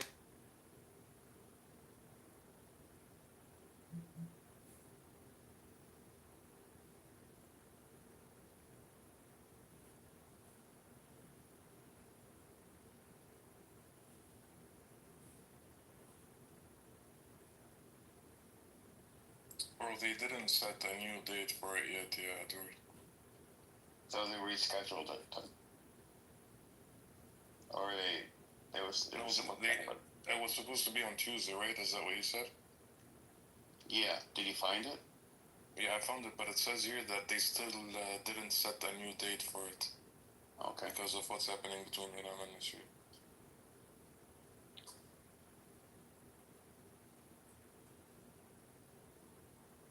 Michael in the chat says it was cancelled. I don't think it'll be fully canceled. They've invested time and effort in this. There's no reason to cancel it because Iran, is fighting Israel's fighting Iran.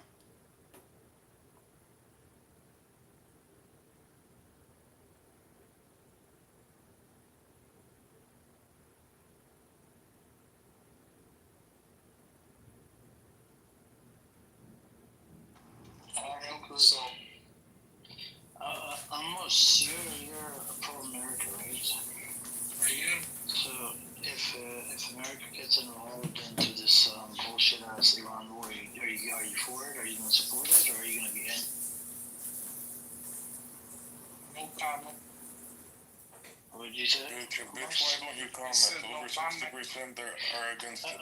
Okay, so I think according to his contract, he's going to have to go with it, right? Now, if you agree to it, which means you're going to be supporting the genocide of innocent people. as a pro-America. And that's where you're gonna have issues with what side should I pick. The right side is to not even fight in the fucking war. Because we don't want war. We're anti-war. Trump is supposed to be anti-war. And this war is not with us. This war is it's with Israel. Israel, and Israel. What happened to this pickup bastard? Where'd he go? Who? He disappeared. Pika bastard, Pikachu, whatever his name is. Oh, Pikachu. Yeah. And today, JB turned on all of these people, and he was being called a self-hating Jew. He said that all of these people, they're just, they make up shit. It doesn't make sense. None of this shit makes sense. He said, I don't roll with these people. And then, that guy, Zach, with the transsexual, right? He used the N-word, and he was moved down a couple times.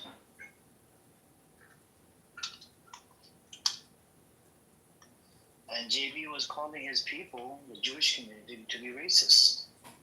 He said the most racist community is my community.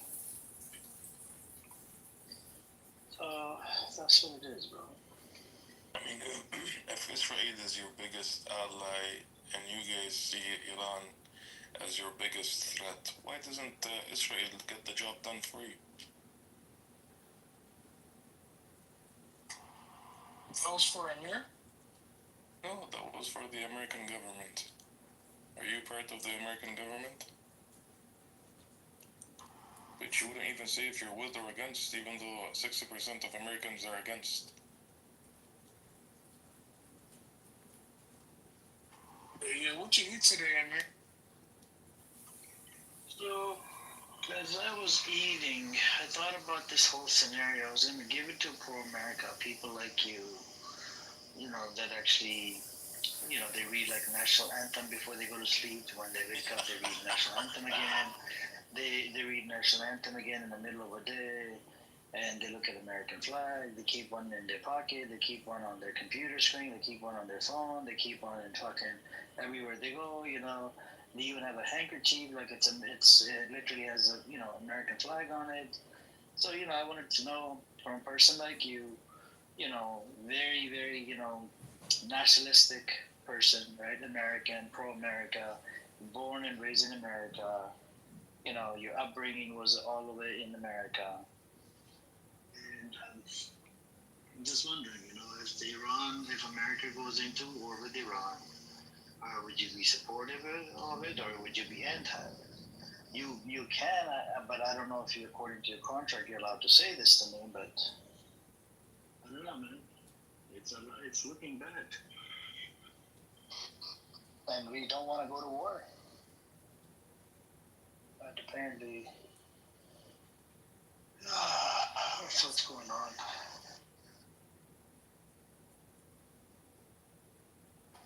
Yeah, but you never said what you had for dinner, man. What'd you cook?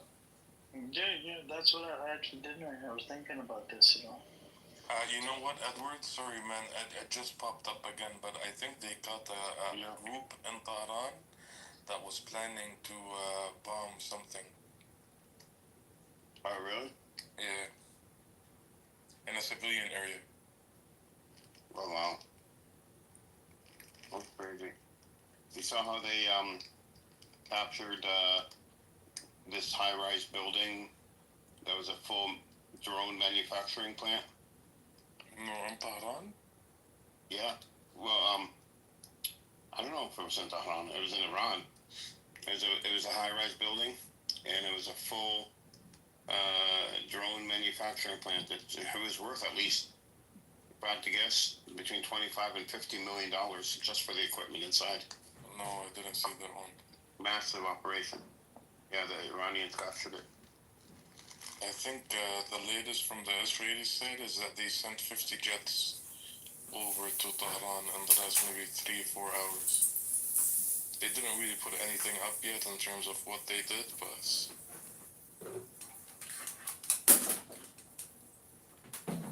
I think they do. Everything is underground.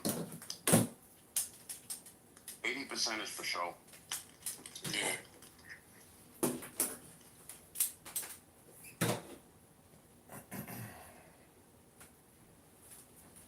Iran actually cooled down a little bit in the last 2 days. I wonder why. It's not like the first 3 days, you know? Back channel negotiations. I bet you that's what's happening. Yeah, probably. That's what always happens. Back channel negotiations, and Iran is going to pretend that they are going to reluctantly agree to Trump's demands, but in the demands it's going to be favorable to Iran, and Israel is going to be like, yeah, we got him to stop, and Netanyahu wins, and then I think a part of that is so that the ceasefire with Iran would be tied to, and this is my own opinion, tied to Gaza, so that it gives Netanyahu an excuse to leave Gaza. And he's trying to say, Iran is funding Hamas, so without Iran, Hamas is not going to be as much as a threat anymore. You know, after the post Trump did on Twitter or X, when he was talking about they know where the supreme leader is and they didn't assassinate him, he did another post right after that saying unconditional surrender. Trump isn't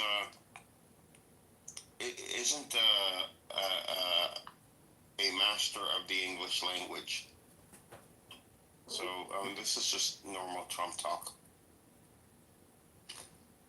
I wouldn't read much into that. Okay. Amir, Amir, I wanted to give you some respect. Oh, look, Israel's walking, talking bomb shelter field. The future U.S. president, Mr. Black Hitler. Go ahead. Yes, Amir, show him some respect. Yeah, go ahead. So, Amir, are you there? Is Amir there? Yeah, he's ignoring you, though. Yeah, speak.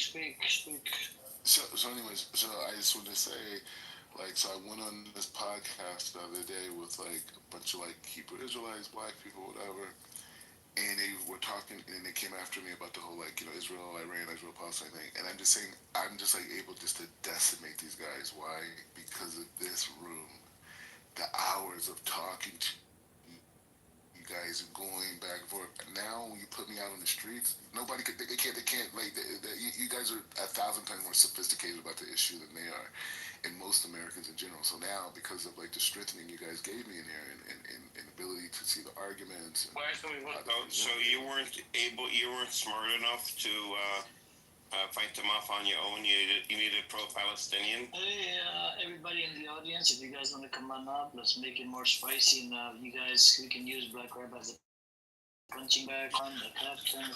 If you guys want to come on up, Hiji, Assalamu alaikum, everybody come on up if you guys want to come on up. Black Rabbi is what the IDF is, Israel's using as a... Tell you what, I won't use a punching bag. I'll call, oh wow, this guy is still here? Okay, cool, come on up. So you guys can, do what you need to do with Black Rabbi. I don't mind. He's a gifted person. He's got a whole bunch of abilities. He can troll you in a way where I haven't seen a troll yet, I appreciate that. And if you guys... And Al Normo, did you call JB self-hating Jew earlier? I heard that somebody told me about it. That you were attacking JB in his own room. Norm has a... JB is coming to the right side of history now, so don't be in there. And because thanks to you, some of the rooms were closed earlier. Healthy debates, they were some big rooms, thanks to your stupid ass. Right? Stupid ass, like Point says.